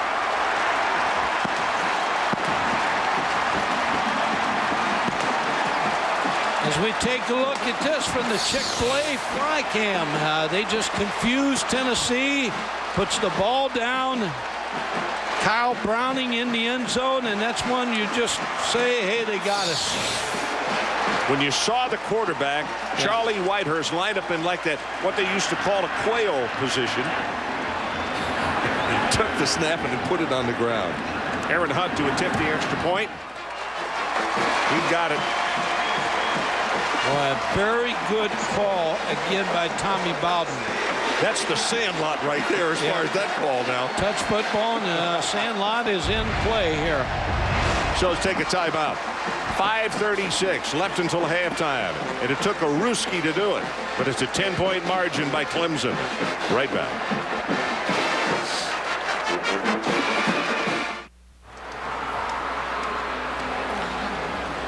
All righty, here it is again. Mike, talk about the Fumblerooski. Yeah, good job again by Kyle Browning, the up back.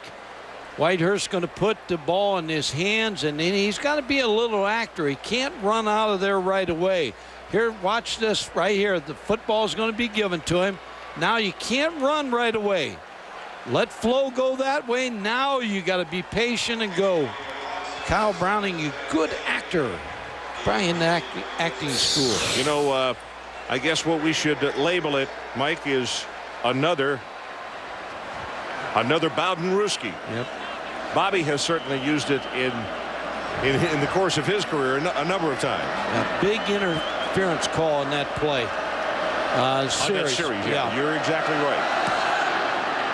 Here's the kick. Another high one, and this one is very deep and not returned. And wise move there with 5:36 showing on the clock. Corey Larkin says, nope, let's don't do the low percentage thing here. I tell you, these two teams, still there's some pushing and shoving there in the end zone. Yeah, if the officials don't get a hold of this, I don't think you can call personal fouls two ways. You got to get the first guy and make that call, and you'll stop this. 9 plays, 80 yards, 2:37 off the clock, and Browning on another Bowden-Ruski.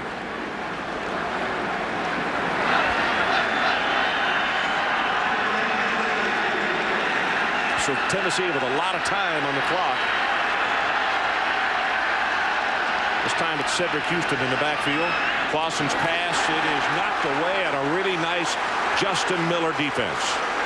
You're right about Justin Miller now. He's had a pretty good first half as a corner.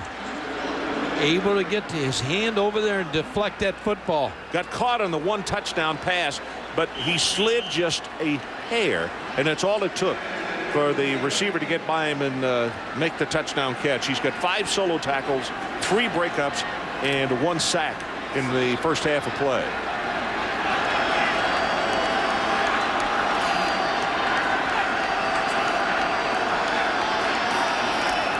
Cedric Houston, little counter play. Got a blocker in front. Has the first down, still running hard out across the 35 and now the 36-yard line. Tackled Jason Swain with a good block on the play. Yeah, that's a mad Cedric Houston right now. He knows he fumbled that football early in that game and gave up a score, and he's been sitting on that sideline just waiting to get back in. I like Cedric Houston as a football player. Hard running back. That is the longest Tennessee run from scrimmage tonight, 16 yards.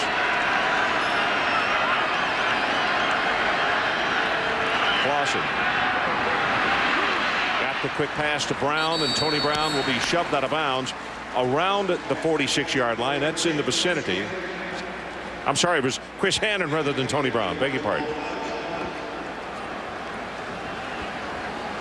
Cedric Houston, Ron, this summer his dad died, grandmother died, aunt died. He's dedicated this season to his father.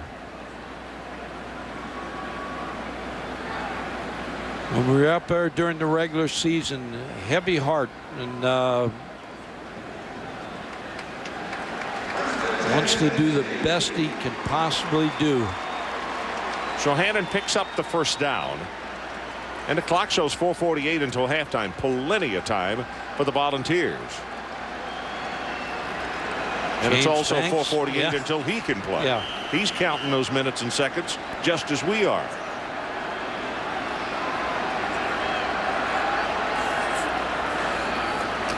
Sampson coming on the blitz.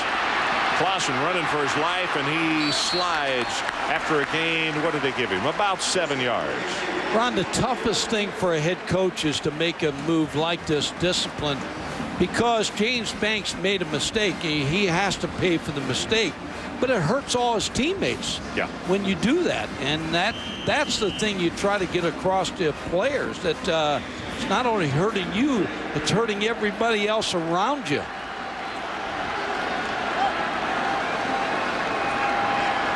So with the Clausen run, second down and short. Going to go long. There's a flag. C.J. Payton, the intended receiver. Ty Hill, the defender. And now the Tennessee faithful are up, and they're roaring their approval to a pass interference call. Yeah, Ty Hill all over Payton. And that's what Casey Clausen saw as he came to the line of scrimmage. He knew he was going to get to one-on-one coverage.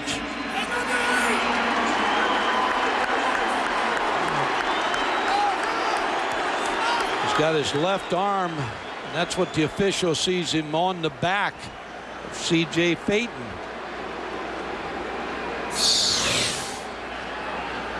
It's amazing how Clemson fans see it as a good defense. Tennessee fans see it as interference. I'm not so sure what it was. Penalties in the ball game. 3 now against Clemson for 25, 3 for 35 against the Volunteers. Total offense, Tennessee 250, Clemson 230. Clausen, look out for the blitz. Boy, he had to be careful not to drop the ball. It's the 3rd time that the Tigers have gotten to him. He's sent down by Donnell Washington. And the coaches, I got it written in big, bold letters, a force. That's how they term his play. Yeah, you go back from the 33-yard line, take this big sack. This hurts you. Charles Bennett also in the play. Casey had that ball up, trying to get it back down. He came very close to losing it. Second down, and I'm not sure we can count this high. They got to take it all the way down to the 23-yard line.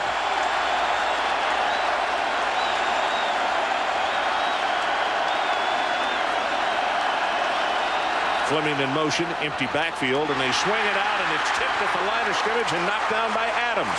Gaines Adams, who's only a freshman out of Greenwood, South Carolina, got up and got a hand on it. He is 6'5", 250. When you throw a quick pass like this, you want your offensive lineman to attack and get the body of the defensive ends.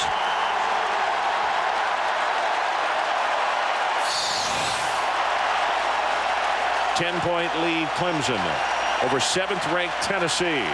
You can see 3:01 remaining until halftime.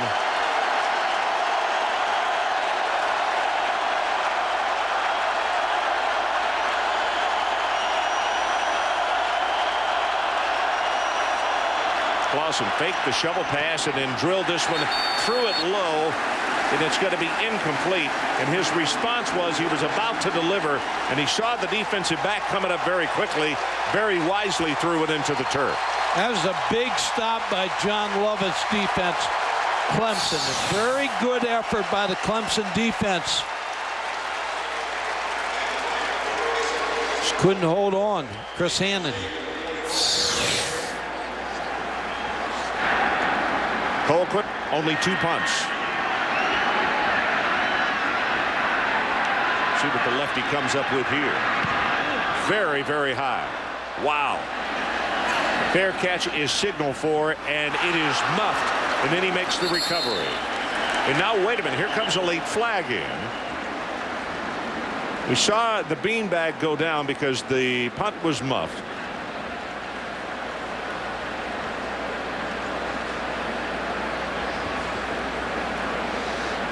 One thing about bowl games, you get to neutral officials.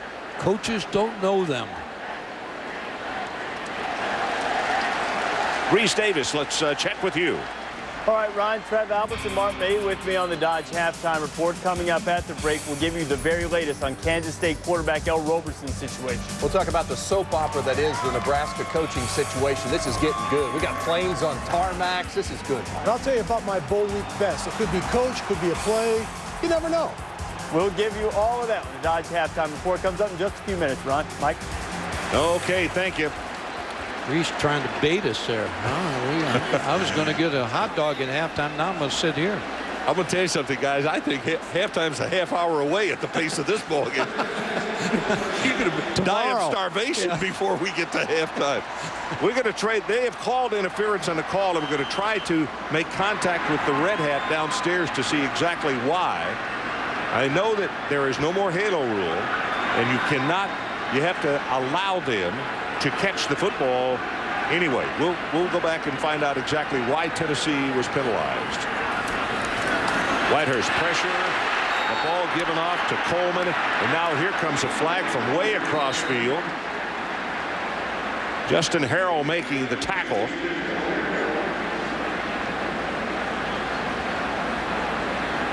There is no flag on the play. There is no flag on the play. He's just rehearsing. He's the only one that hasn't thrown one in a while. That's good news. Good job by defensive Justin Harrell, waiting on that little shovel draw.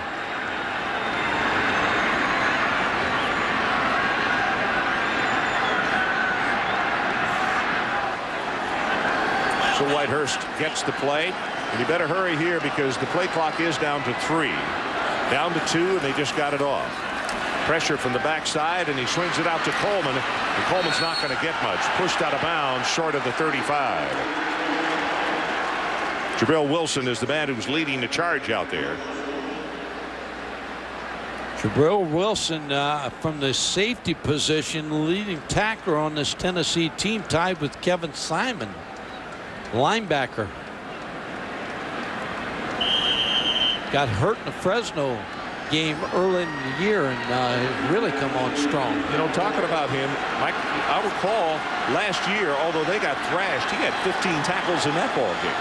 He had a really good outing against Maryland last year. 1:56 showing on the clock until halftime. Here comes a blitz, pressure up the middle. Whitehurst gets it away, and he just throws into the deep coverage, and Rashad Baker dropped it. Remember, Tennessee spent their timeouts too, so with a passing game like Tennessee has, a lot of time on the clock. Rashad Baker just lets it go right through his hands. My fault. Sorry, Mike. Constantine Ritzman was the man coming with the pressure. Number 6, the senior. He's not going to get a better chance for an interception than that play. 9 of his last 12 punts. He has knocked them down inside the 20-yard line. This is not a spiral. Driving kick. Caught it to 23 by Jones. And good coverage by Clemson. He will barely make it over the 25. So 44 on the punt and 5 on the return. Let's take a timeout. 1:40 left until halftime. Clemson by 10.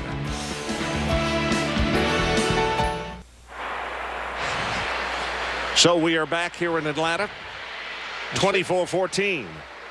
I said I was going for a hot dog. I'm going for a Chick-fil-A chicken. I'm really glad it took you this long to understand why I stared at you. I'm going for that chicken sandwich. Chick-fil-A, my favorite place. And your favorite halftime food too, Mike. That's it. Clausen play action. He's going to go out on top. This one is well overthrown. Looking for C.J. Payton, but the Clemson secondary looking for exactly that.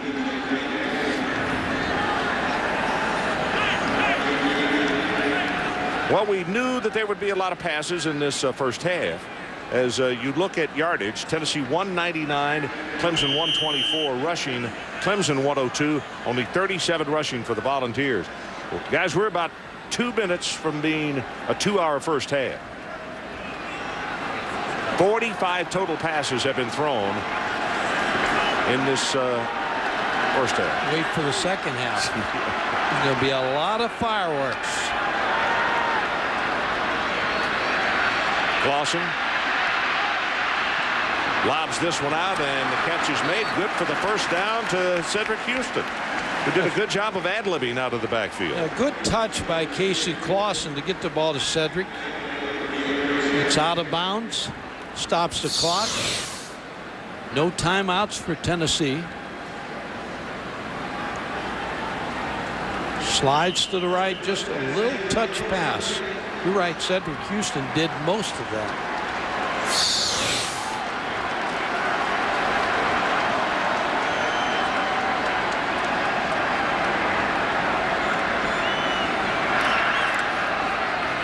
Faked it to Houston this time, and he wants to go on top on the far side of the field, and this one is overthrown. C.J. Payton, or Hannon, it was the intended receiver. You're going to have to give the defensive backs at halftime a lot of liquid and a lot of oranges. They've been running all over this football field, and that's going to be a big point in the second half. Who wears down is the pass rush and the defensive backs. And then you got a fresh guy coming off the sideline in the second half. You know, Mike, it's very warm in this building because of the huge crowd, and you're exactly right. Could take its toll in the second half. Casey has just hit 2 of his last 7 passes. Swings this one out. And Houston going to be knocked out of bounds as he crosses the 45 by Justin Miller. Charles Bennett with good pressure on the play. Yeah, Charles Bennett listed as the number 3 defensive end. So there's John Lovett trying to get a lot of his younger players in here in the pass rush. You know, it's interesting. Good job by Scott Johnson, our director, of finding those fans are on the Clemson side of the field.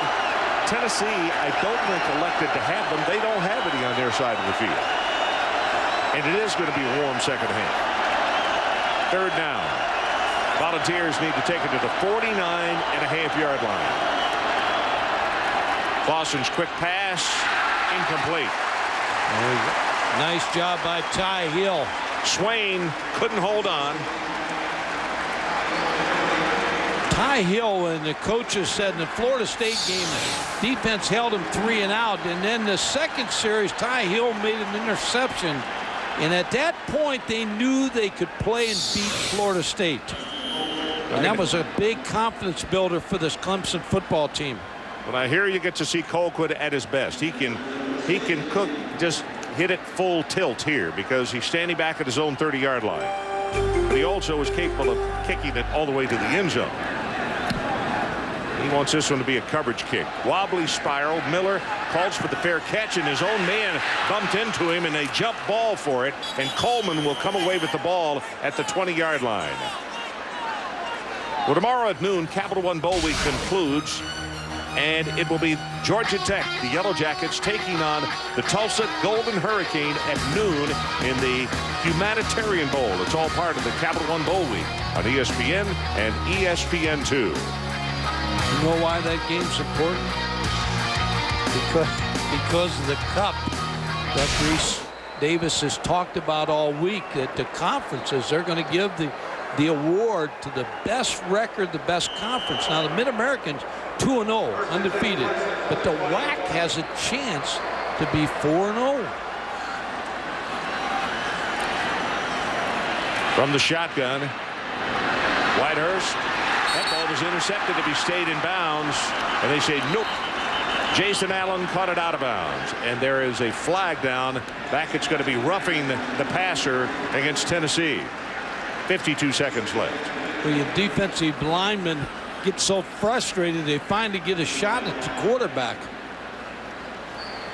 Roughing the passer on the defense. 15 yards, automatic. First down. See Charlie Whitehurst setting up to throw this football. Yeah, Kevin Simon, number 5, to the head, and a little late. Paris Harrelson also.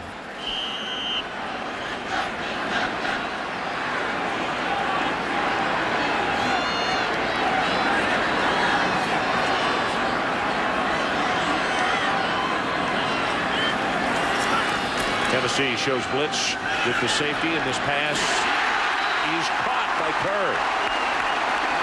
Right in front of the Clemson bench, who are almost obscured by his teammates. It's good for 23 yards. And hang on, we got 46 seconds left until halftime, and they're already across midfield. Yeah, Curry did a good job of adjusting to the high fly pass by Whitehurst. Got this one complete. And finally, Baum steps out of bounds. Where are they going to step him out? They're going to say at the 33-yard line. Charlie Whitehurst, as a veteran quarterback, as the sophomore. 29 passing records he owns already as a sophomore at Clemson. He's got Clemson on a nice drive right here.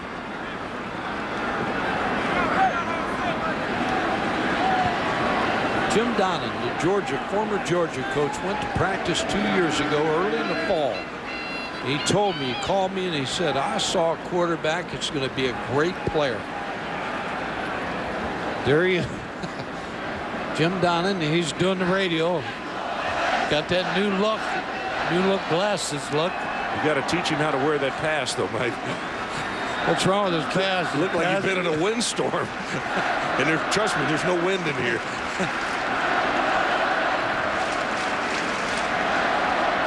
Going to get choked there pretty soon. Yeah, Dave Ryan on the other side.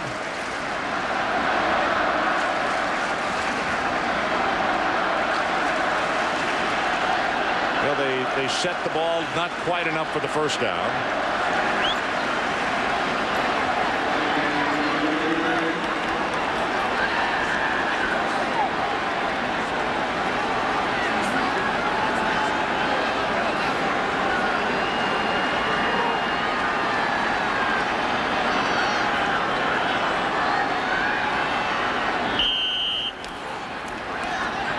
Second down, they throw it complete. Tennessee didn't react. Was there a whistle?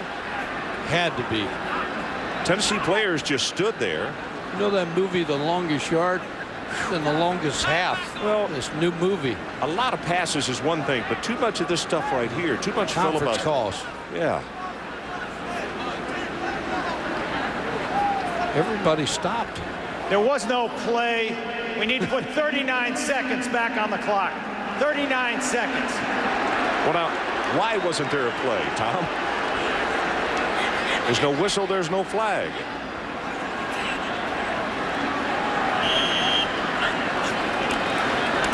This on a quick snap. Whitehurst goes straight ahead. And from where the linesman has come in and marked, there's going to be enough for the first down.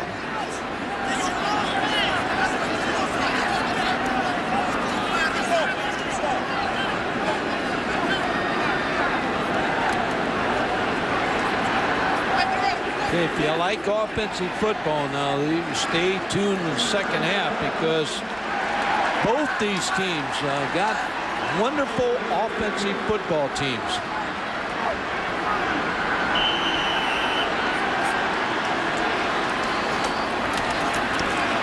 Going to throw to the far sideline.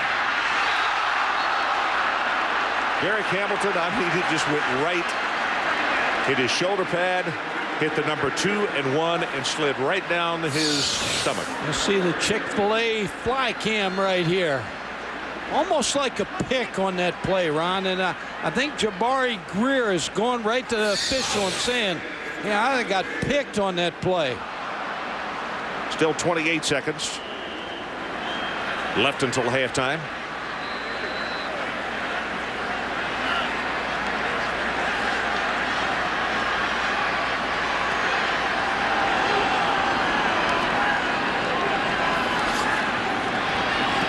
Richmond applying backside pressure. The pass just a little too far. Youngblood couldn't hold on.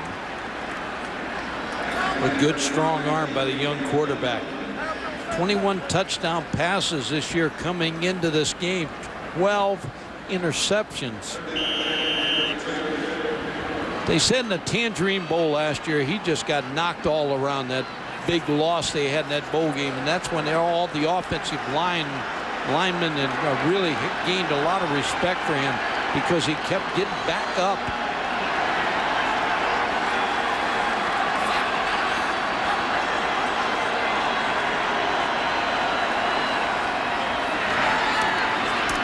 Lobs it over the middle. Almost intercepted, and now here comes another flag. I thought I saw pass interference there. Jason Allen again, I believe, is going to be hitting Kevin Youngblood down the field when the ball's in the air.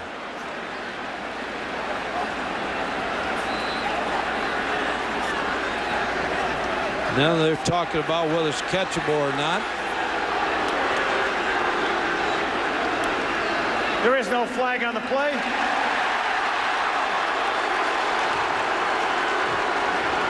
You know what? I think maybe they came back and said the ball wasn't in the air when he made the contact with him.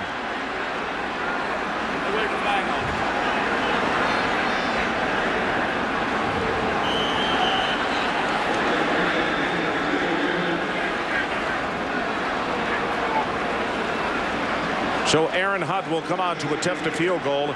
His career longest is 44 yards. Actually, his longest this year, 44. His career long is 48. And this is an attempt of 49. It would be a career high for him. He got under that one way too much.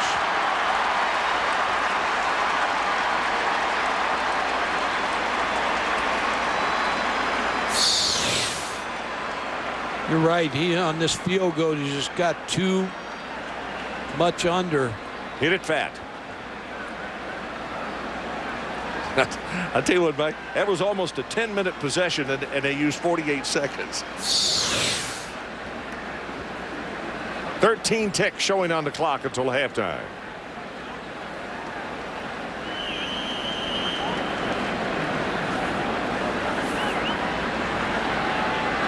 Both coaches' staffs, when they go in the locker room at halftime, make a lot of adjustments on defense.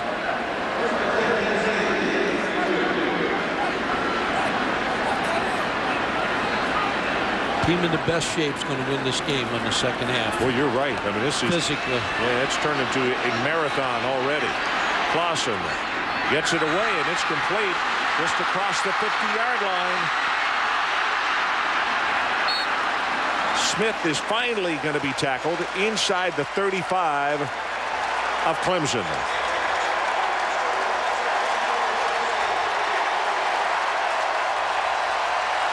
So we are finally at halftime. Adrian Karsten, let's go quickly to you. All right, Coach, first of all, you had to break up a fight before the kickoff even occurred. Can you tell me how or why that happened? I really don't know. I just saw it going on and went over there and stopped it.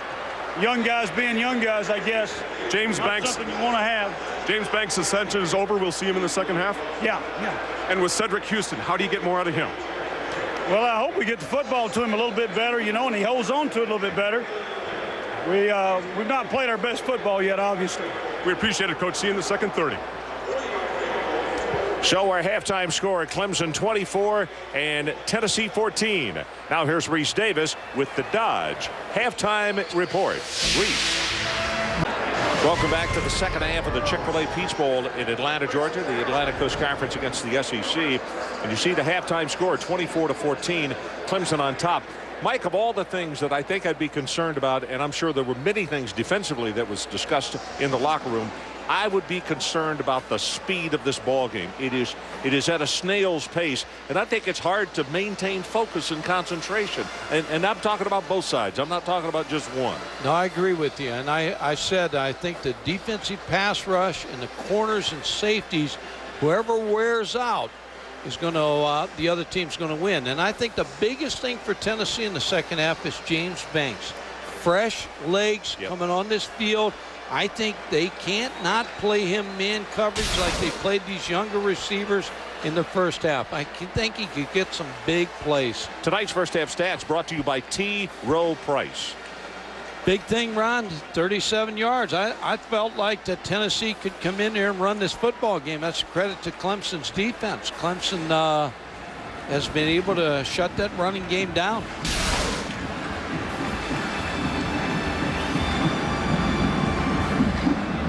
Jardine prepares to kick it off. Clemson had the ball first tonight, and they took it right down the field very convincingly. 6 plays, 80 yards, and scored a touchdown. And now Dean will kick it off, and it'll be the Volunteers who get the football to open the second half. Larkins again is the deep man, number 23. And a good look at James Banks as he will get an opportunity here in the second half. And I think Mike's point is extremely well taken. Fresh legs after such a long first half really can make a difference. Not going to return this one. That's 6 yards deep in the end zone. Adrian Karsten, let's check with you on the sideline. Ron, very honestly, Tommy Bowden coming out of his locker room looked and sounded more nervous than he did pregame, and asking him why, he said, yeah, maybe it might be the pace of the game. We have to stick with what we're doing.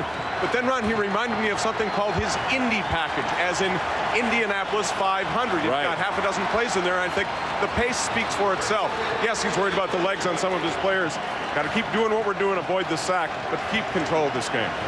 Well, you don't want it to go breakneck speed, but like I said to Mike, Adrian, that we've gone at a snail's pace. And the officials could help that a lot also, and that's setting the ball and what have you. Sack on the first play to open the second half. DeJuan Polk comes through to make the hit on Clausen. There is a great way, Mike, to come out of the locker room. Yeah, really, the defensive line of Clemson gets a great push here. Polk, number 97, with the tackle. They get up in the face of the quarterback, Casey Clausen. Banks in the game. I started to say you have to wonder if maybe that was going to be his target. Banks at the bottom of your screen. Quick pass, gets this one out to Jones, hit immediately. Nice defense on play number 2. This time it's Justin Miller. Yeah, Justin Miller had a good first half. Sophomore corner was up for the challenge. He makes the sack on Casey Clausen. The knockdown right here on a pass with a great effort. Potential touchdown. He breaks through and deflects the football. How about these numbers? 8 tackles, all solo, 3 breakups, and 1 sack. That's a great ball game, let alone first half. Actually, one of those has come here in the second half. Clausen waits, far sideline, and Miller had just pushed Banks out of bounds. Very legally done, as it was nice defense. He just kept forcing him until they forced him off the field to play. Now, good job. See the Chick-fil-A fly cam here as Justin Miller rides Banks out of bounds. That's a good series for Clemson's defense to come out here after your halftime adjustments and come out and shut them down. Only the third punt coming up here. Let's see what Colquitt can come with an answer on. Tennessee doesn't have enough men in the field.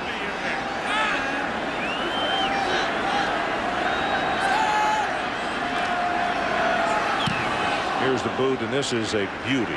Wobbly spiral, very high, and caught at the 35-yard line. Hamilton running for his life and finally has to go out of bounds just short of the 35. That's going to be a 49-yard kick Hang time 4.99. Good heavens. And the return, what do we have? About 5 yards on that. So Colquitt, we talked about, could just take a ball game over. And that right there, he does his defense a heck of a favor, punting from that deep.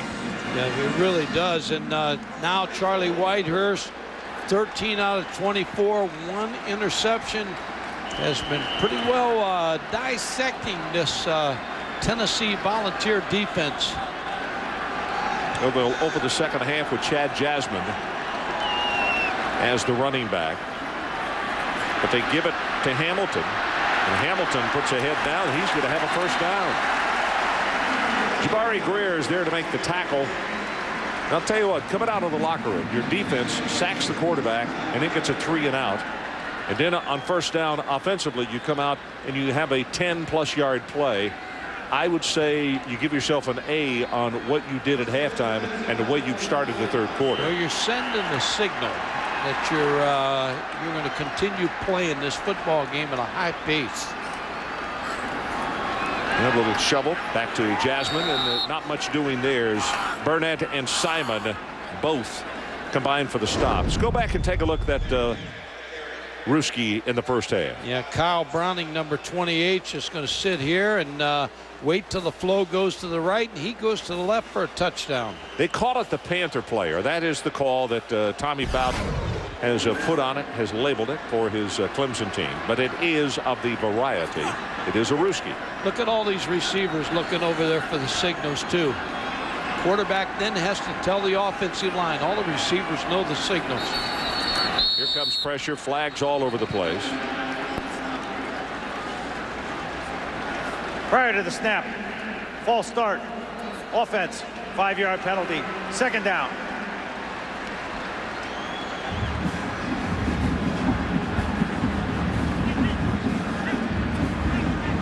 There's the coach, Dabo Sweeney. Right there, he used to be on Gene Stallings' staff at Alabama. He was out of football for 2 years. He gives the signals. Now they watch, see if they have the play called. Now they look over to Dabo. All the receivers look over there, get the signal. Seals defensive lineman, all of a sudden, they come out of the three-point stance. Now they go back into it. Sets deep in the pocket, running for his life, going to be sacked. Only the first time that Tennessee has gotten to him tonight, and it's Jabari Greer. You look for big plays in the game, you know, to get the emotions up. Tennessee obviously going to pressure Whitehurst a little bit in the second half. Greer finally gets to him, but that was coverage was real good on that play for the Volunteer secondary. Tell you what, Kevin Burnett was coming pell-mell as well. He was putting a lot of heat on.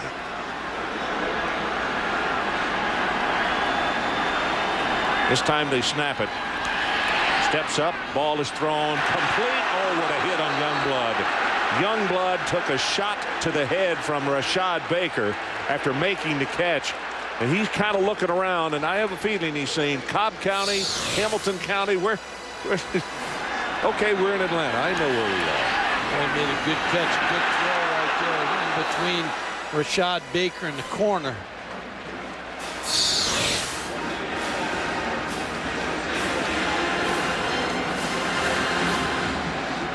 Well, he's going to, Kevin will get a breather. He has graduated. He's out of Jacksonville, 6'5", 215. Only the third time that Chasen has had to punt tonight.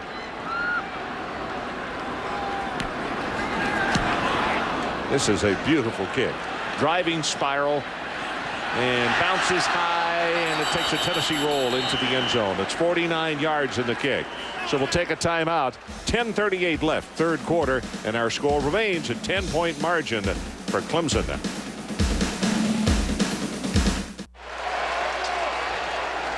So now Tennessee goes on offense for the second time in the second half.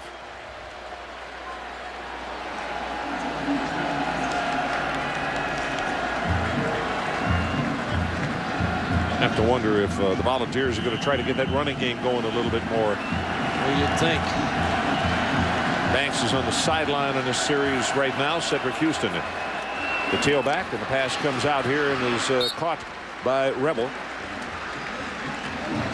The other thing about Tennessee, they've been in this position this year a bunch. They've come from behind 6 of the 10 wins they've had this season. So they've trailed in the football game.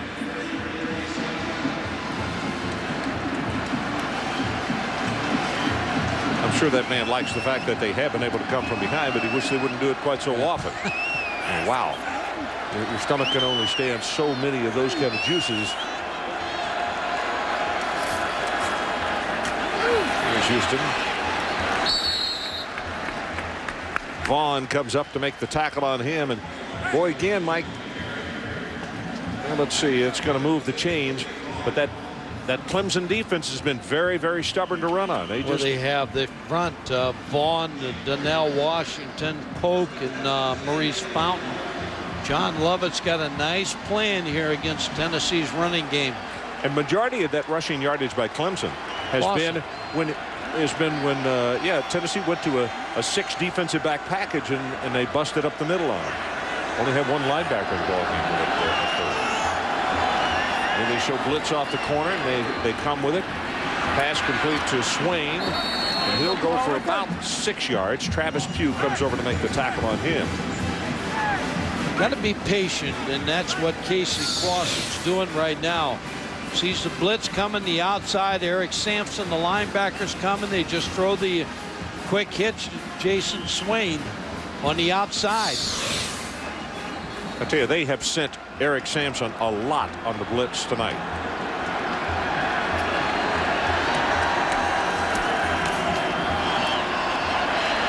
Clausen throws it to the safety valve, and Swain will be knocked out of bounds. Not before picking up the first down, though. It's just short of the 45-yard line.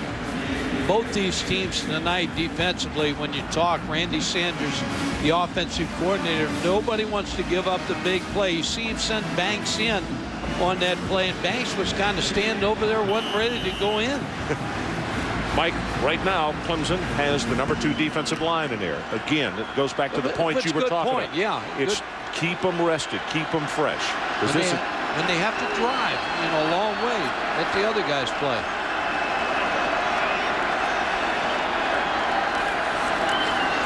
They stay at home. They rush 4. Gets the pass away, through it behind the intended receiver, Banks. The other thing I see in Banks right now is he's not ready to play. He comes out here in the second half, and you stand around all the first half, and all of a sudden your feet are sore. You stand there doing nothing, and you want to get active in this game. They got to give him a catch. Get him a catch and get him going. 8:43 to play, third quarter. And it's a 2nd down and 10, Volunteers. Here comes the blitz right up the middle. Clausen is knocked down. I think Gaines Adams is the one who's going to get credit for it. Yeah, Leroy Hill also was in there, Ron, number 43, middle linebacker. 5 times that they have gotten to Casey Clausen tonight. The tailback so deep in the eye, he couldn't get up there to block the A-gap on Leroy Hill, center and guard position.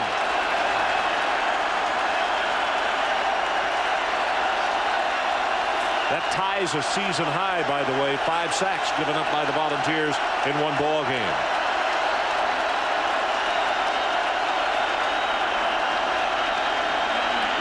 Clausen drills this one complete to Phaeton.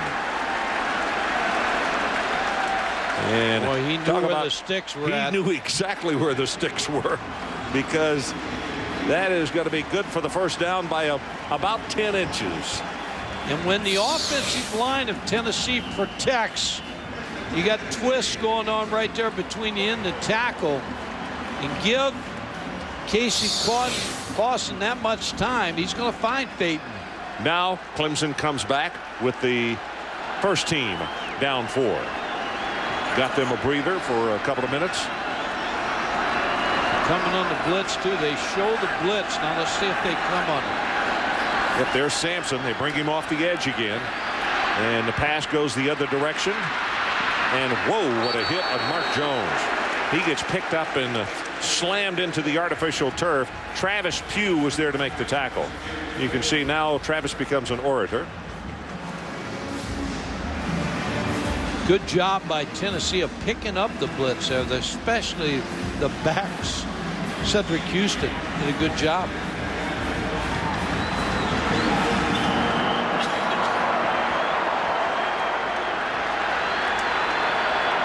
Second down and short. Almost a down to play with here. Yeah, but they go with a run. Houston ran over his own blocker. Fleming, I beg your pardon, ran over his own blocker and then banged it back up into the hole. And he'll have enough for the first down, as you can see the yellow line. Hardest yard and a half he had. He was all over the place here. Gets into Sean Young, number 66. He's looking like he's just trying to find a little seam. Sean weighs 310 and he bounced him around pretty good, didn't he?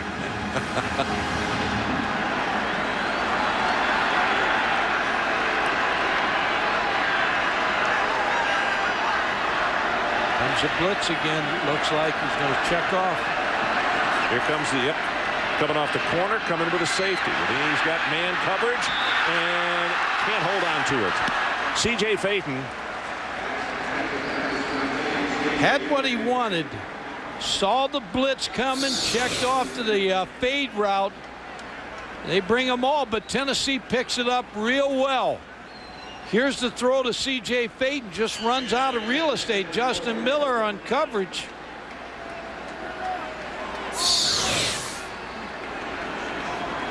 And Tennessee would like to have that play over again because they had exactly what they wanted. Yep, they created exactly what they wanted and needed. You could see how many plays and how many yards.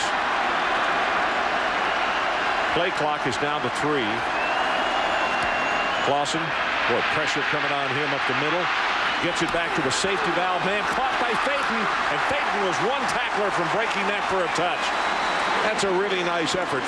Francis is the one who had the short tackle and saved it. Every Tennessee fan was holding their breath though, because Ty Hill had a chance for this interception, because all of a sudden he's moving, he's on the run, he throws that football, and Ty Hill broke right on the route. That's a heck of a job of concentration by C.J. Phaeton, sophomore out of Virginia Beach.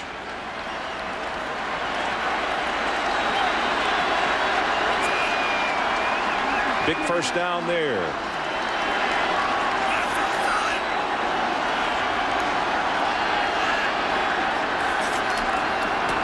Houston bangs it at the left side. And just, boy, nothing there's like running into a wall. Casey Clausen spreading the wealth around. Mark Jones 5 catches. Hannon 4. Phaeton with a big one to make the third catch on the first down. Brett Smith comes back into the lineup, number 9. He's the man far to the left at the top of your screen. 13th play of the drive. It's all started back at the 20-yard line. Rebel in at fullback, number 45. Clausen got that one to James Banks, and he'll take it to the 11. That's good for the first down, I believe. Ty Hill, and that's the first catch by James Banks. And that might be the catch that gets him off here today and gets him going in this ball game. Good high stretch for the catch. Took a couple hits by Ty Hill. Picked up the first down. Got the great hands. As we all know, he was offered scholarships by several major universities, including Indiana, to play Division I-A basketball, but wanted to play football and wanted to come to Tennessee as a quarterback. He's a wide receiver, obviously now. The spring could be a different story, though. He could be under center where number 7 is right now. Houston, left side, a little bit of an opening this time. He'll take it down to around the 7. We're about to go under 4 minutes left in the third, and a point that I'll make, Mike. If they score a touchdown here, they will have accomplished a huge amount because A, they kept the offense of Clemson off the field, and B, they've almost eaten up the entire third quarter with the football. And C, they've rested their defense. That's right. Which they need to rest because they're going to be under fire when they come back. Under duress, you think, huh? Fire, duress, everything. Greg Jones taking a little nap over there on the sideline. 15th play of the drive. Lawson crossing. Oh, Banks slipped down. Tried to put on the brakes. Defensively, Francis was there to make the stop on him. Not that Banks would have scored the touchdown, but he tried to stop just a little too quickly. Talked about James Banks being a great athlete. In the spring, he wants to go back to quarterback, but talking to Randy Sanders, he said, you know, they think James Banks can be an NFL wide receiver if he'll stay out there. Tell you what, Francis is fortunate. He used the top of his headgear. He's fortunate he didn't get a personal foul on that tackle right there. A nice quarterback draw play here.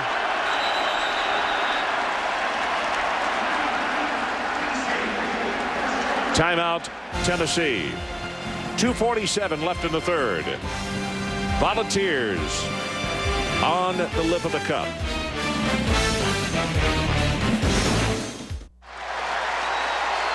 Aaron Grifford enjoying the ball game tonight. She got her camera handy there. Third down. They need to take it to the 1-yard line. 16th play of the drive. And Mike, this is the longest drive as far as number of plays by Tennessee this season. The second longest for time consumed.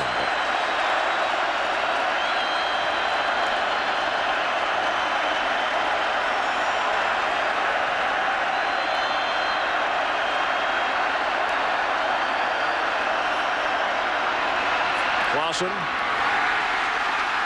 Incomplete. They say he tracked it. Mark Jones.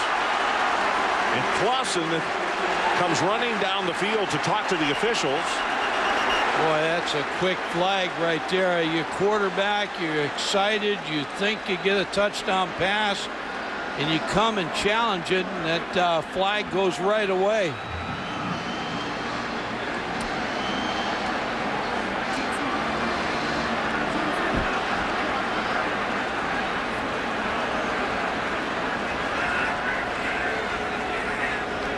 I don't like the call, Ron. I'll tell you why. I've been around Casey Clausen a long time. He was a competitor, and all he did was challenge the call. And unless he bumped into the official, which I didn't see, can't tell if he got it or not.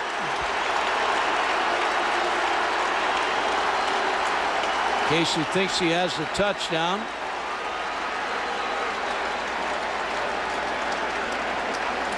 I don't like this call at all. Looks like he's got his hands under the football. Wow. That is a big call right there. So this is going to be a 36-yard field goal attempt by Wilhoit from the left hash mark. And he yanked it left. No good.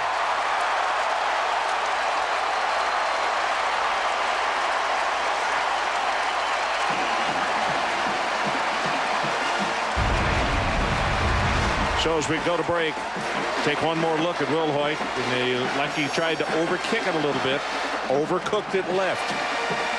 Still a 10-point game.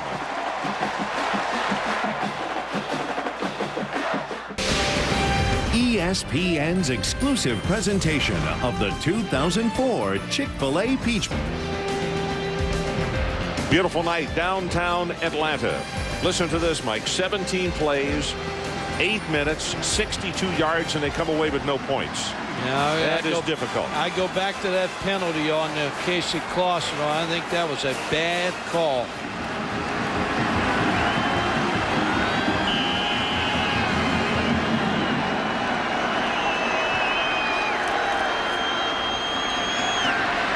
Looking to shoveled the ball and just throws this one away. Adrian Karsten, let's check on the sideline with you. I was about 3 feet from the call when the back judge made the incomplete call. Casey Clausen, anticipating there was a touchdown, obviously raced to the end zone and was flagged for unsportsmanlike, dead ball, unsportsmanlike penalty. He did not make contact. He just told the official what he thought about him and the call. Adrian, was there profanity used? Could you tell? Yes, sir, there was. Well, then I stand corrected.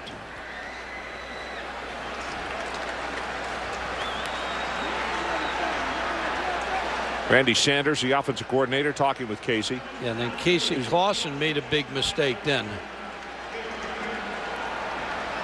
Now nobody feels any worse about it than a senior who's playing his last ball game. Yeah, you make your point, but you don't do it that way.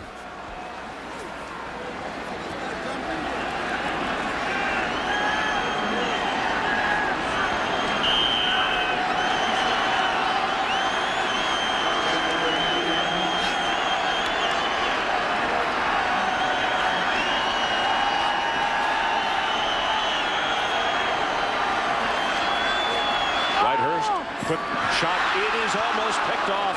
Wow. Baker with great anticipation, and that ball was thrown high and hot. Yeah. And Greer was coming with the blitz. Yeah, Greer put some pressure on. And Rashad Baker has a shot at this one. He took his eyes right to that football.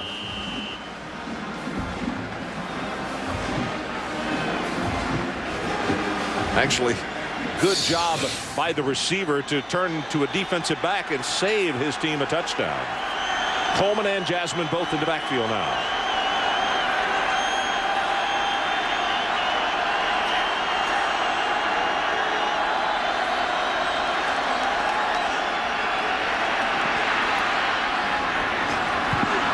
Navin's too tall. Whitehurst got put on his backside after he delivered the ball. It was Kevin Burnett who was coming with some pressure on him. Yeah, Kevin Burnett, a great football player here for Tennessee. His brother Kalen out in California, a good-looking athlete coming up in high school. And Kevin Burnett and Casey Clausen got together and decided to come to Tennessee, two California boys.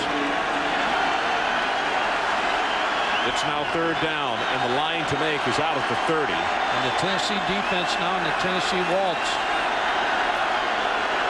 Waltzing around here.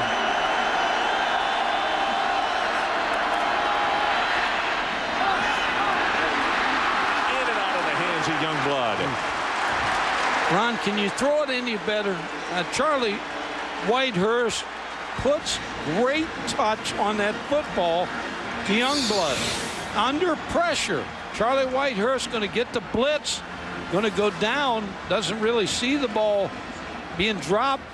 Good defensive by Jason Allen, not Matt Allen. I think he got just a piece of it, Mike, just enough to cause that ball to be dropped. Fourth time that Chasen will punt. Chasen has been a force for Clemson tonight. He has been one of their very good weapons. Here's the boot, a driving spiral. Fair catch is signaled for and made at the 38 by Mark Jones. So it's a 46-yard punt and nothing on the return. Another great job by Chasen.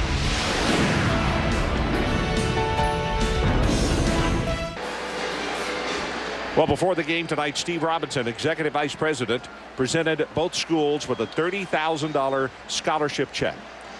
Dr. John Shoemaker accepting for the Vols, and James F. Barker, the Clemson president, accepting for the Tigers.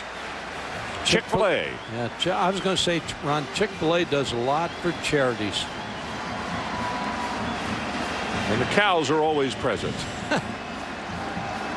With those signs saying, eat more chicken. Jabari Davis checks into the lineup. He's a tailback, but they'll go with the end around, and here comes Banks. Banks under pressure, and hello, Leroy Hill. Hey, Mike, I can see why they put All-Star around his name as far as looking at the future, and you might as well say present as well. Leroy has such great instincts. He is around the football. Yeah, 133 tackles coming into this game, 25 for losses. Yeah, that's second in the nation as far as tackles for losses. Leroy does it all. Well, they have a big emphasis on impact player, and there's a great example of why. Tennessee gets the ball back. They get a stop. They got a huge momentum swing going, and now they got second down and very long. Pass thrown complete with a good reaction, and Swain is hit by guess who? 43, Leroy Hill, now was out in the right flat, making the tackle. Is there a song about him, Bad Leroy Hill? Probably not.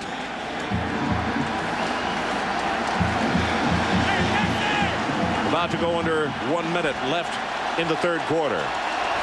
Clemson still on top by 10. Tennessee's offense has not been able to get on track. And they're trying a little bit of everything. Got to take it to the 50 if they're going to hold on to the football. And the Clemson secondary is backed off 15 yards. Clausen under heavy pressure. And now he's got a man wide open and is caught by Tinsley. And now here comes a flag. Did he step out of bounds? Yeah, they knocked the receiver out of bounds.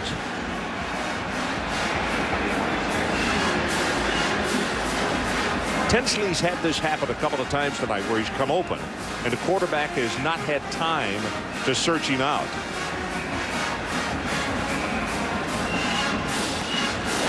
Illegal touching.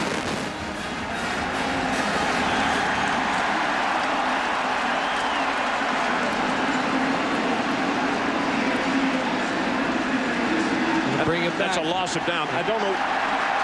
We lost his microphone.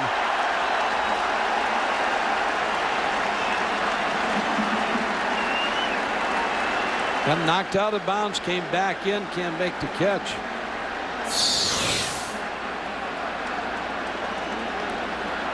On the bottom of the screen right here. Well, he went out of his own volition and then came back in, and that's the reason for the flag.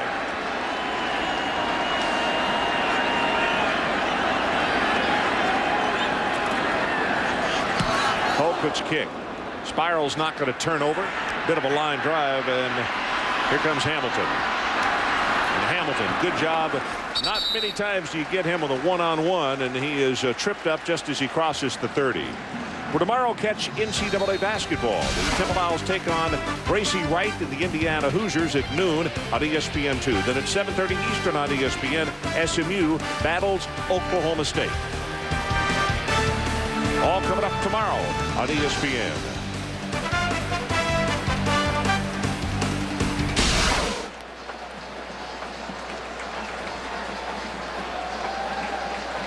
Tennessee players shaken up on the play.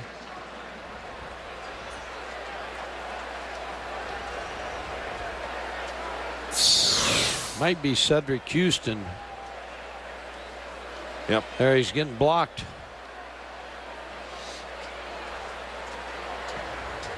Yeah, and that's a headgear on that shoulder.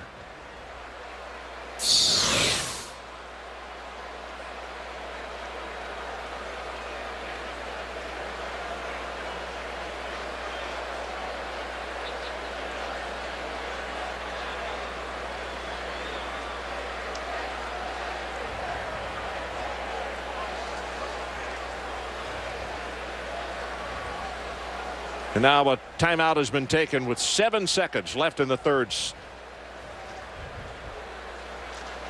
So we'll take the break with them. 24-14. Clemson up by 10.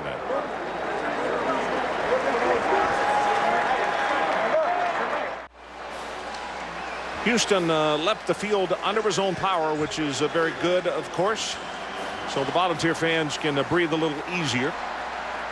Probably the last play of the third quarter, unless we have an incompletion.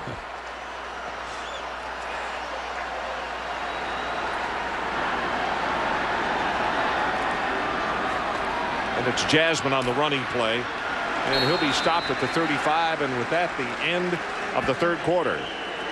So time to take a commercial break. We head to the final 15 minutes of the 2004 Chick-fil-A Peach Bowl. It's Clemson 24, Tennessee 14.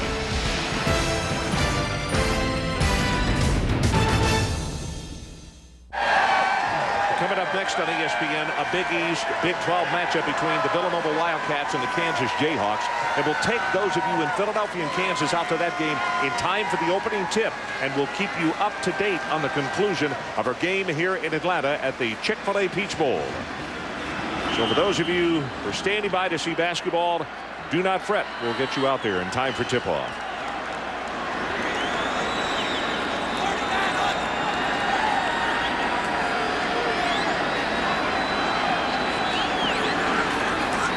Whitehurst goes with a running play.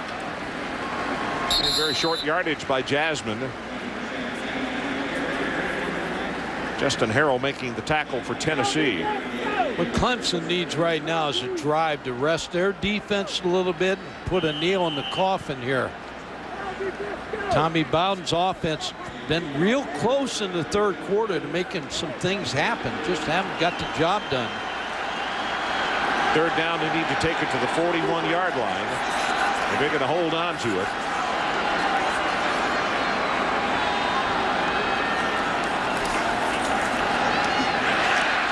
Caught by Hamilton. And Hamilton will have the first down at the 47. Reese Davis, let's check in with you.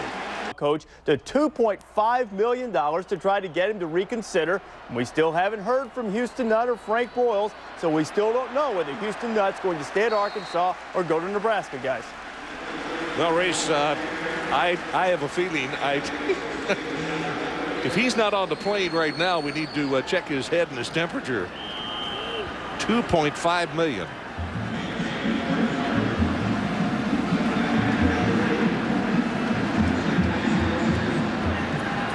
Mike, wouldn't you think that would be an obvious? Well, he's from Arkansas. You know, that weighs heavily on him, and somebody's going to bring up the truck and bring some money there too. So he's going to get it there.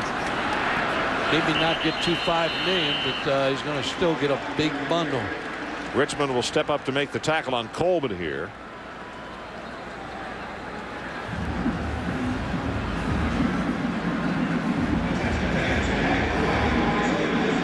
Nebraska situation carrying on a long way. Affects recruiting right now. Pressure's on. That's why that $2.5 million offer.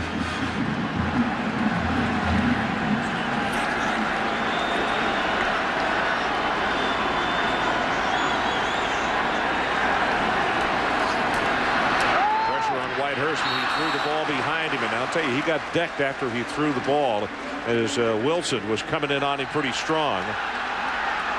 Well, I tell you, the referee just missed a call there on Dwayne Coleman. Not consistent today in the calls. But I didn't see a flag thrown up. No, he didn't throw a flag, but he knocked the Tennessee guy off. I believe it's Jabril Wilson. Yeah, it is Jabril Wilson.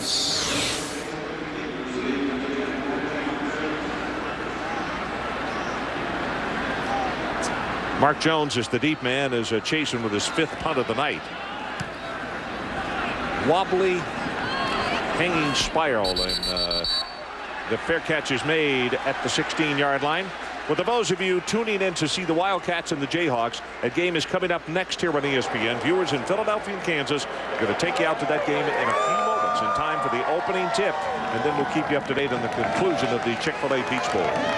So coming up is Villanova and Kansas. Mike, I'll be in Boulder on Monday evening to do the Kansas Jayhawks in the first Big Monday game as they take on Big Mr. Harrison and company and the Colorado Buffaloes for their 5 returners, starters from last year. And Colorado got them last year up in Boulder. So, but Kansas got some work to take care of up east before they head west. Well, you got some work to do too. You got to go to New Orleans first.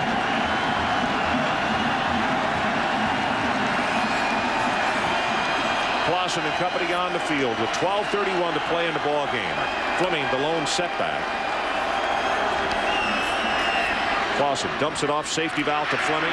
It's a good open field tackle hit by Leroy Hill, and he'll stop him at the 20-yard line. So it's a gain of 4. Hey, Ron, I want to say hello to Joe and Ann Stoken. They're in Pittsburgh, Pennsylvania today watching this game. Their son, Gary Stoken, does a great job of running this bowl game. Chick-fil-A Peach Bowl.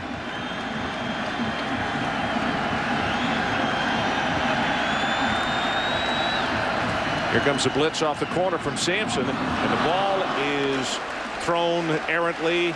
Banks was the man that he wanted, but again, number 38 is applying pressure in the backfield, along with a couple of other Clemson players, and now comes up a big third down again for Tennessee. Casey Clausen looks a little off here in the second half. He was doing everything right in the first half. Either he was off or James Banks on that route. Did you see what Phillip was doing? He was making sure they stayed in the huddle until they got Peyton off the field. Otherwise, they were going to get a penalty for breaking the huddle with 12. You got to get them within 9 yards of the line of the sideline. If you bring in somebody out, or it's breaking the huddle with too many folks. Got this pass. Incomplete. Jones cutting back into the middle to make the reception. And that'll stop the clock with 11:52 to play in the ball game. Force them to punt. 3 and out for the Clemson defense. And the fans here from Clemson giving them a great applause. Just couldn't hold on to the football. Justin Miller goes back as the deep man. Dustin Colquitt to kick it away. This is when you need a great kick right here. Well, if anybody is capable of it, he is.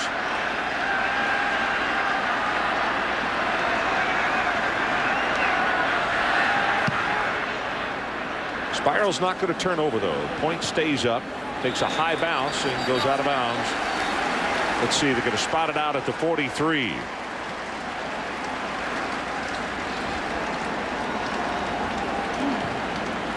So we got 11:45 left in our ball game. Still a 10-point lead by Clemson. And right now, for those of you in the Philadelphia and Kansas areas, we are going to take you out for the tip of our game between Kansas and the Wildcats. We will, of course, keep you up to date on the finish of this game here at the Chick-fil-A Peach Bowl.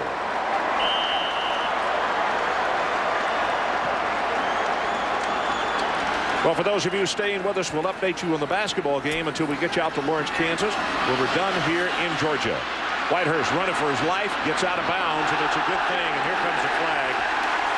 3 or 4 flags as he got hit out of bounds by Burnett, and he was well out of bounds. And now here comes another flag.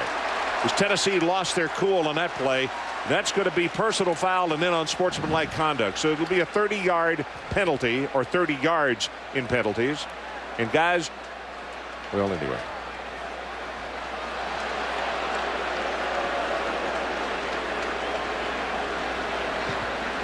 Mark it off.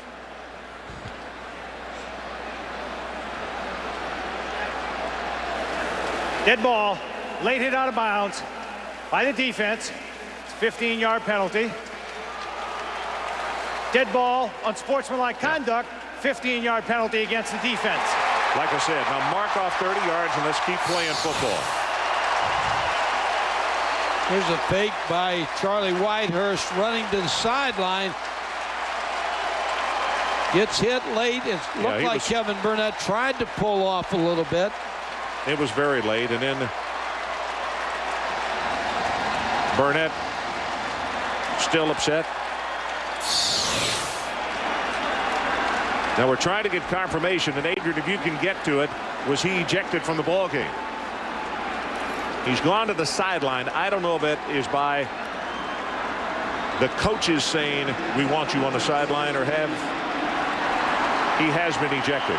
We'll get Adrian to check on that, and we'll get a report just as soon as we can.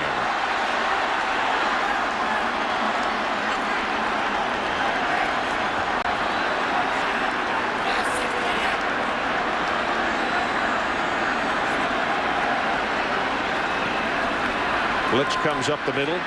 Pass out in the flat. Got wide open is Coleman. Coleman tries to juke his man and pick up another 4 yards. It's good for the first down. And it'll be first down just outside the 11-yard line. Stewart finally made the tackle, but they found a huge hole in that defense. Yeah, great call right here by Michael O'Kane, Brad Scott. Just getting the ball out of the backfield to Coleman. Tennessee right now is unraveling.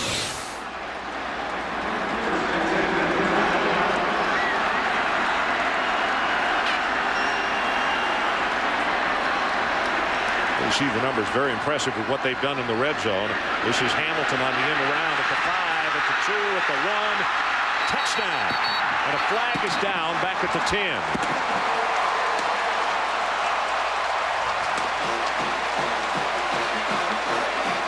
Holding called against Clemson.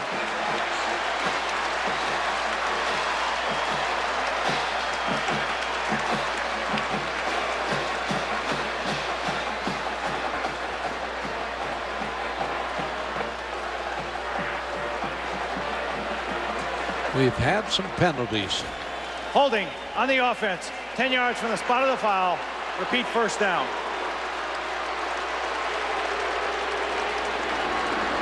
William Henry, the tackle, number 70, is going to get called for the hold. Yeah. A great effort by Derek Hamilton. It really was. And you can see why Hamilton is the career leader all-purpose yardage. Mikey averages 131.5 yards per ball game in total yardage. Now he's something. He's worth the price of admission just to see him handle the football. Chad Jasmine checks into the backfield at tailback. And they give it to him right at the middle, just not much there. And that's Ritzman who came up to make the tackle. Adrian Carson, let's check with you on that situation a moment ago. Yes, Ron, not to correct you, but I'm told by Todd Reese, the line judge, it was just one unsportsmanlike penalty. So he has not been ejected from this game. Okay, yeah, I mean, we understood the first was a personal foul and the other was an unsportsmanlike. But we were just making sure as he went racing to the sideline that that was not the case, and he has not been ejected. Whitehurst looks for the end zone, and he almost got that one picked off. He tried to float it just off the field of play, and now here comes a flag down at the 32-yard line. You got a roughing the passer against Paris Harrelson.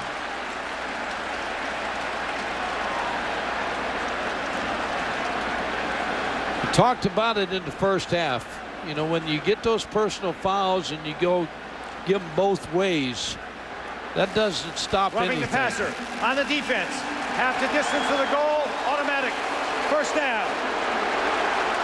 Well, now the coaches are going to talk to Paris, and they ask him to come to the sideline. Yeah, that's way late. Very late.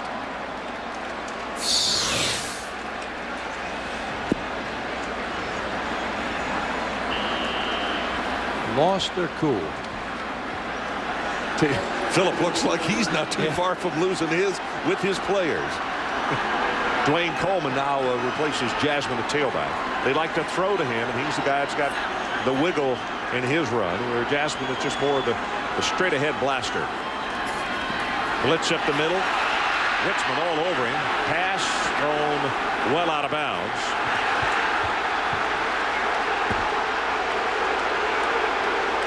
By John Chavis over the sideline. He saw holding, and he's asking for the holding call on Ritzman.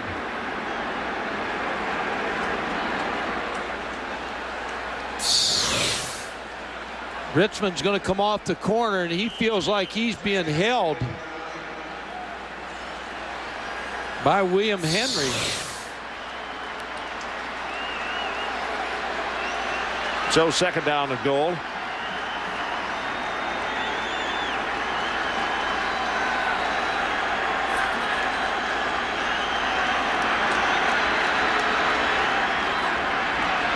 Pressure from the other corner in the end zone. Caught it, but he caught it too deep in the end zone. Incomplete.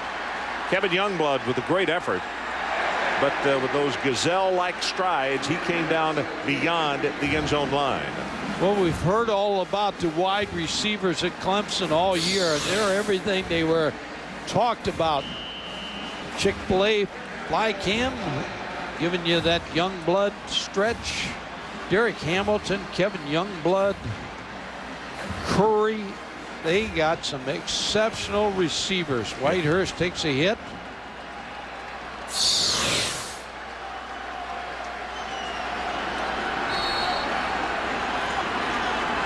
You know, they're going to run the clock down here to 3 seconds on on the play clock, and then they will call a timeout. I think he's woozy right there, and Tommy Bowden thinks the timeout will help him. So we'll step aside for a moment. 10:20 left in the ball game, and our score remains Clemson 24-14.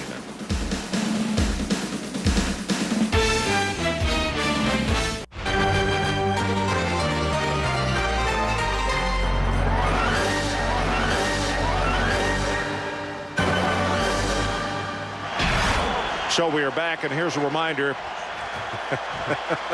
No comment.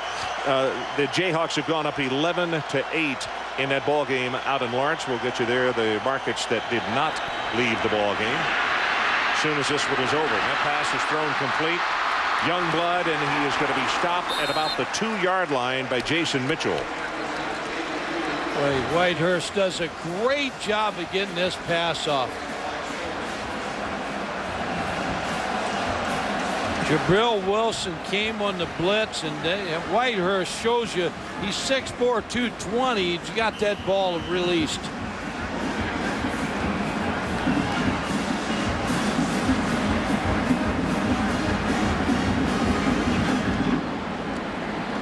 Aaron Hunt, 1 of 2, made one from 23. He missed one from 49. And this one is going to be a 20-yard attempt.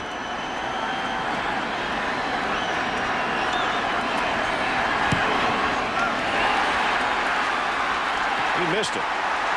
Wow.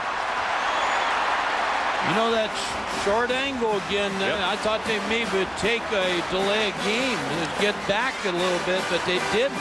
Well, now in his career, 30 of 34 from a 20 and under, or inside 20. Casey Clausen's really got to come up big here. Reese Davis, let's check in with you quickly. Okay, Reese. We got 9:27 left in this Chick-fil-A Peach Bowl. 10-point ball game, and the catch right over the middle, and that's a nice job by Tony Brown to race it out to the 40-yard line. Tony Brown's one of those kind of receivers, very steady. He was tied with James Banks coming into this game as the leading receiver on this team. You know, early in the year, he had a groin problem, and those are the kind of injuries, boy, it takes you a long time to get back to 100%. He's very consistent. He's got 4 catches tonight, 39 yards. Sampson coming off the corner with the blitz, and this pass a total bust as far as communications, because that ball was off by about 25 yards. Yeah, what Casey Clausen thought was Chris Hannon was going to run the fade route. Randy Sanders needs to get instant offense.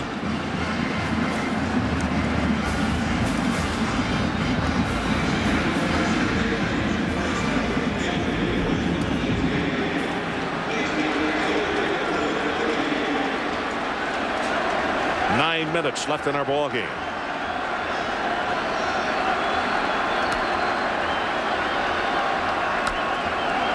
Clemson shows blitz, and here they come. Sacked at the 29-yard line by John Lake.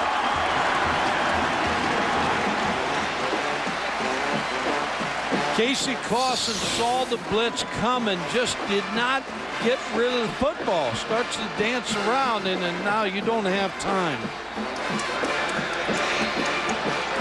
And again, I don't know if his receivers read the blitz either, and that's why he may not have thrown the football. So we'll take a timeout. 8:38 left. 24-14. We'll be right back.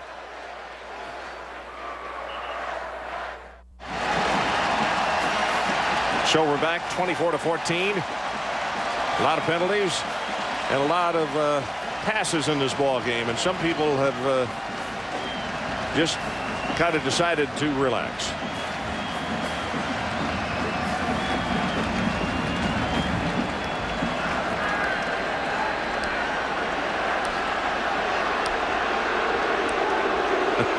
Oh my. Yes. Yeah, some all-star team or something being introduced in the end zone during the timeout, and the fans realizing that we're just on the edge of a 4-hour ball game. A few boos out of the crowd. They want to see football. I want to see some people run up and down the field.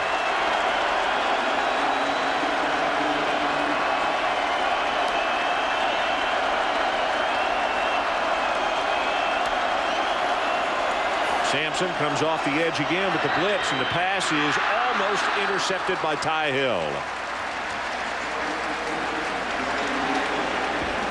John Lovett, his defensive plan here in the second half, the adjustments, they have come to play. Fly cam, we're going to look at that too. Get you right down on the field. Just the ball got away from Casey Clausen, but good coverage by Clemson. This Clemson football team's impressive. Colquitt with his 7th punt of the night. And of course that means Hamilton at the other end. Giant spiral. And makes the catch and then dropped it out of bounds, muffed it out of bounds at the 20-yard line.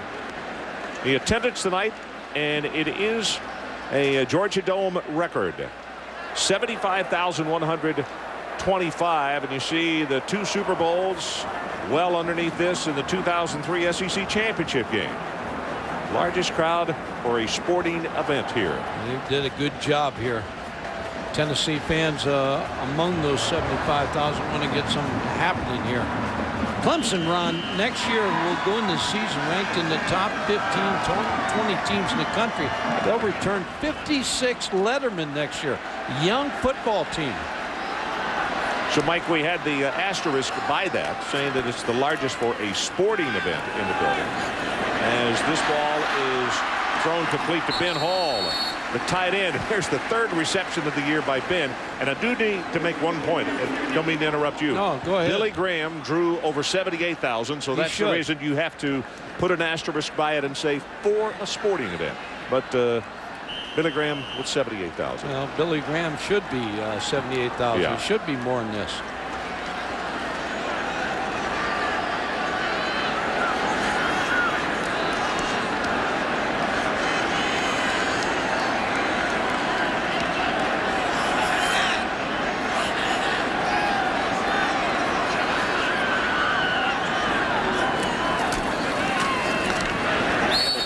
But they go straight ahead with the football, and they'll pick up the first down at the 31. Kevin Burnett, who's back in the ball game, makes the tackle. Yeah, I want to talk about Kevin Burnett because Kevin Burnett does a lot of good things at Tennessee. He's a good student athlete. He has graduated, helps with all kind of charity groups in that town. And I thought, you know, he tried to pull off on that penalty. And that I know this young man. He is a quality young man. Wow, what a hit. Breaks off a couple of tackles. Hamilton. Well, Hamilton's one that the Tiger faithful will be able to see next year. He's impressive. They got him listed at 6'4". Tommy Bowden said about 6'2.5". 57 receptions coming into this game, 10 touchdowns. Big play wide receiver.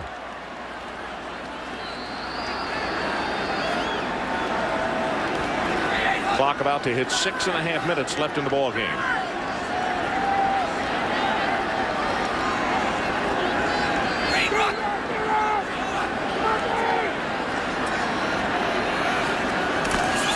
Blitz off the corner, quick pass over the middle. The hot route was there, and that's Bam who will take it to midfield. Gain of 16. Ron, you know, I was watching the Rose Bowl, and Matt Leinart, USC is going to come out next year and be the probably top quarterback in the country. But I'm going to tell you this now: Charlie Whitehurst not going to be far behind. He's putting up great numbers, young guy. He's going to get better and better.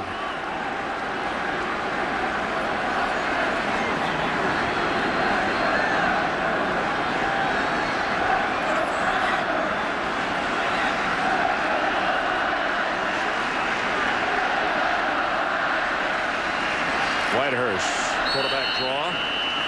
Not sure the coaches would be real happy about that as Jason Hall makes the tackle. Well, they called it, I think. But when you go back, Clemson trying to run this clock down 4 weeks ago or 5 weeks ago, as you said, their job was in jeopardy at Clemson. Tommy Bowden was in jeopardy. I was talking to Michael Kane, former NC State head coach, and he said, you know, one thing, nobody panicked here. We all get along. We got a great staff that believes in each other. Yeah. And in that Florida State game, Bobby Bowden's Florida State team, when they won that game, I think that turned everything around for this team. Quick look over the middle, and he held on, and wow, he got stuck. The hit by Burnett, but Curry held on to the football.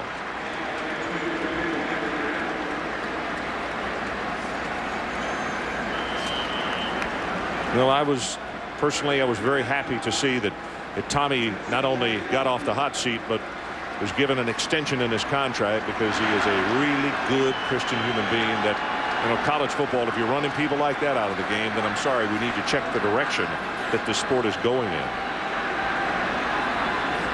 Kansas up 17-12 in a basketball game, I'm told, as the pass is thrown complete to Derek Hamilton. This time Simon makes the stop. I'll tell you, this little pitch and catch that they're running right now is pretty doggone effective. Yeah, Charlie Whitehurst is going to get the better of the quarterback day. His ball club right now is complete control. Casey Clausen looking on for the sideline. Not much that he can do about this one. Big opening right up the middle, and look at Jasmine. Puts her shoulder down, running tough all the way down to the 22-yard line. Now, Ron, I'll tell you this. You can pick up the hymnals, I believe, because church is over here. Clemson is just taking it to Tennessee. Under 4 minutes left. Jasmine now 117 yards, and look at that average. Almost 10 yards per try. Running tough on this one. Going to have about 8 more yards.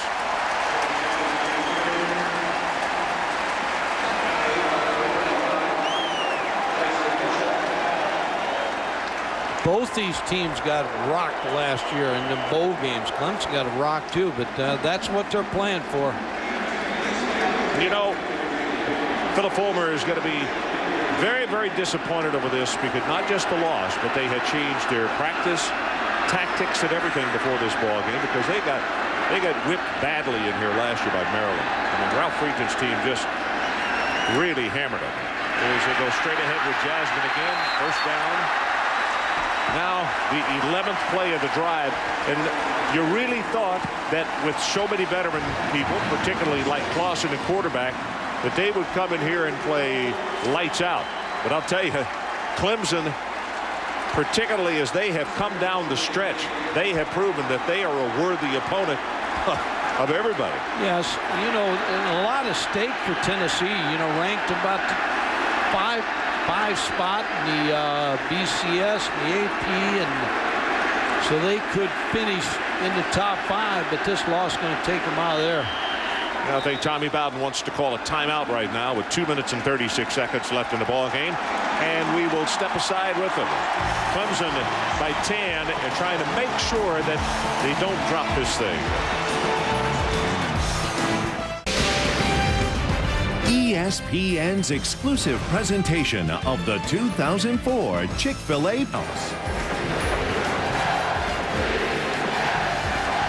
Boy, this huge throng of Clemson fans who came down here from the state of South Carolina, none of them have left in here, making a lot of noise. And it is a well-deserved pat on the back for their football team.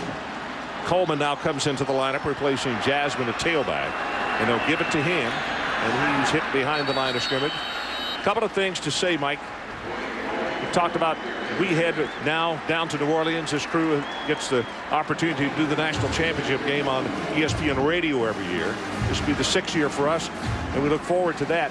The difficult thing about tonight is we leave our crew for a year, and We never have enough time to talk about everybody that's on this group, but the men and women who do Saturday night primetime football, folks, they are the greatest, the most talented, and just a wonderful group to be around. And that's the saddest thing about tonight's ball game for all of us, is the fact that we're a very tight group, and we really, truly like each other. And now we're going to be apart for quite a few months and back together in August again. And just finishing up on Clemson, too. Though they finished 4 straight wins, including this game. They beat Florida State, and they rolled over Duke. They beat South Carolina, their rival, at Columbia, South Carolina, 63-17.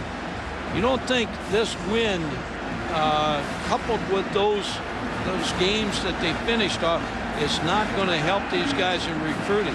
This is a loaded football team that can be expected to do real well next year. Well, for instance, unless he goes out, Hamilton is back. Now he may go out. We hope he doesn't, but you'd like to see him stay. But if he's ready, he's ready.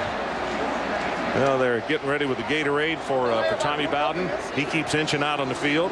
They're going to try to make that shirt a little more orange. And for those of you waiting for the basketball game, Kansas 20-12 in the first half out at Lawrence, Kansas. And for Tennessee, Ron, they finished strong. Tonight, our play of the game brought to you by Capital One. Now, this young man right here, only a sophomore, but he plays older than that. 22 of 39, 246. He did throw an interception, but his poise and grace under pressure, I would say, just went a long way in leading this Clemson team to victory tonight.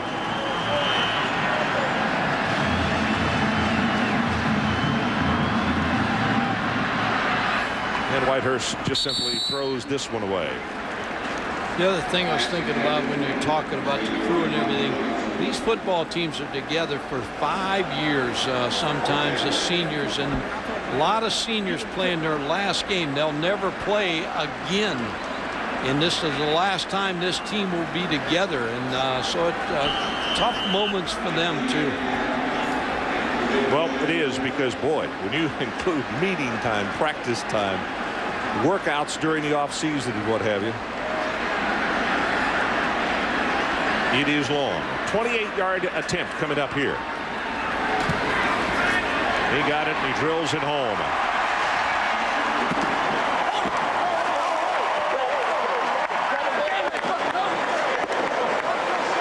Tommy still doesn't see that thing. Now they're trying to distract him.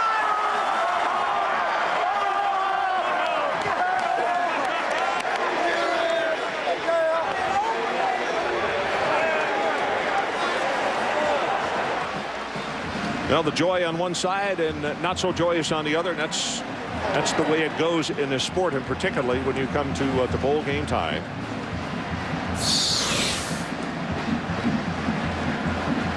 Tell you one thing, guys, they executed their game plan tonight better than they did the Gatorade.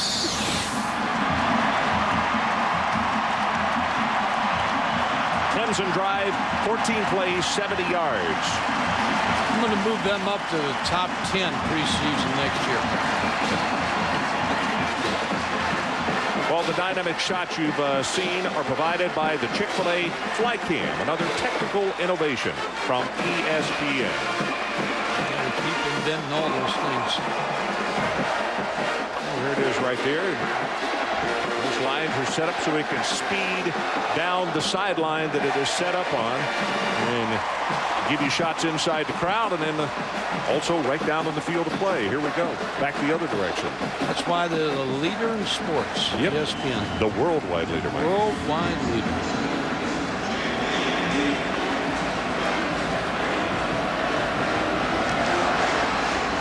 Wow, that's a really good kick right here. It's going to be about 9 yards deep, and you see the frustration. You know, Larkins would like to return that thing, and you can't. You look into the face of Casey Clausen, who really has done just a very, very good job for the Tennessee Volunteers. You see his numbers tonight. It's not going to be enough, as 1 minute and 23 seconds showing on the clock. He finishes 34-10 as a starter at Tennessee. Pretty good career. Yep.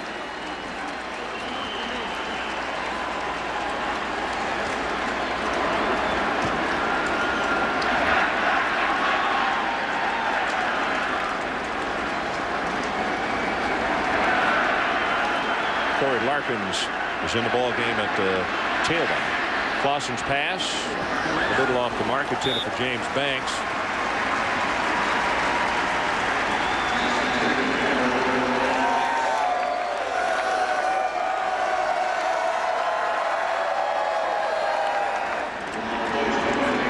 Tell you what, Mike, the 52 passes now that Casey Clausen has thrown, that's a career high for him. Talked about the running game in the start. They never got the running game going, which is a credit to John Lovett, the defensive coordinator, and the staff at Clemson.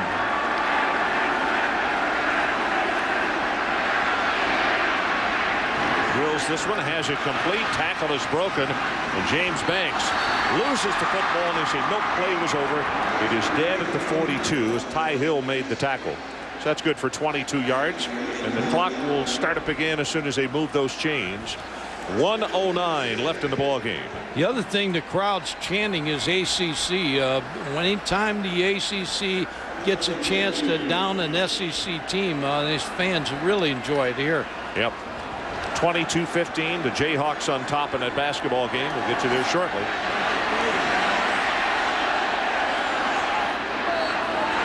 Clausen pushed out of bounds, and Leak came over and pointed at him as if to say, hey, wasn't trying to hit you out of bounds. Good sportsmanship there. 56 ticks left on the clock.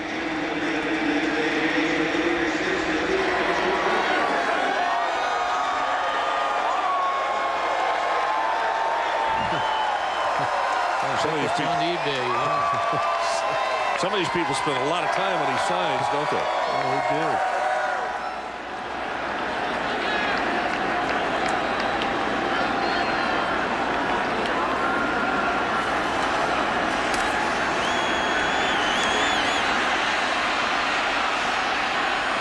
He's going to have to run this one, and he will slide down at the 40.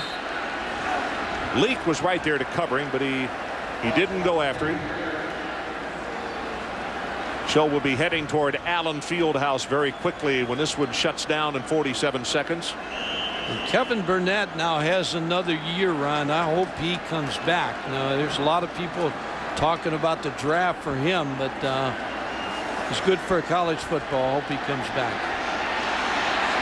Clausen's going to be tackled after the gain of a couple. And by the way, now with that completed pass a moment ago, that's a career high passing yardage for Clausen, 373. Trey Tate made that last tackle. 20 seconds down to 19. And they whistle it in. 12 seconds down to 11.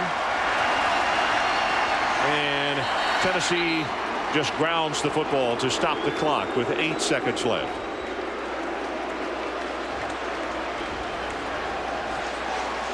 Phil Fulmer, well, when you mention the bowl season to him, I mean, he won the national championship in the Fiesta Bowl. So last 2 trips to Atlanta have not been kind. No, they haven't been.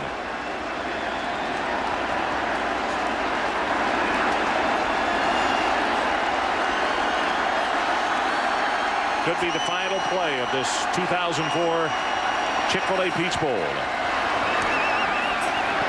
Got it complete right over the middle. It's Fleming.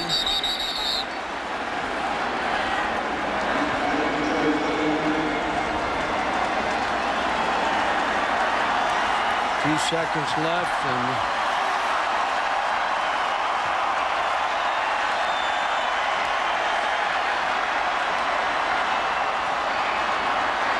Clausen just throws this one away. No time left on the clock.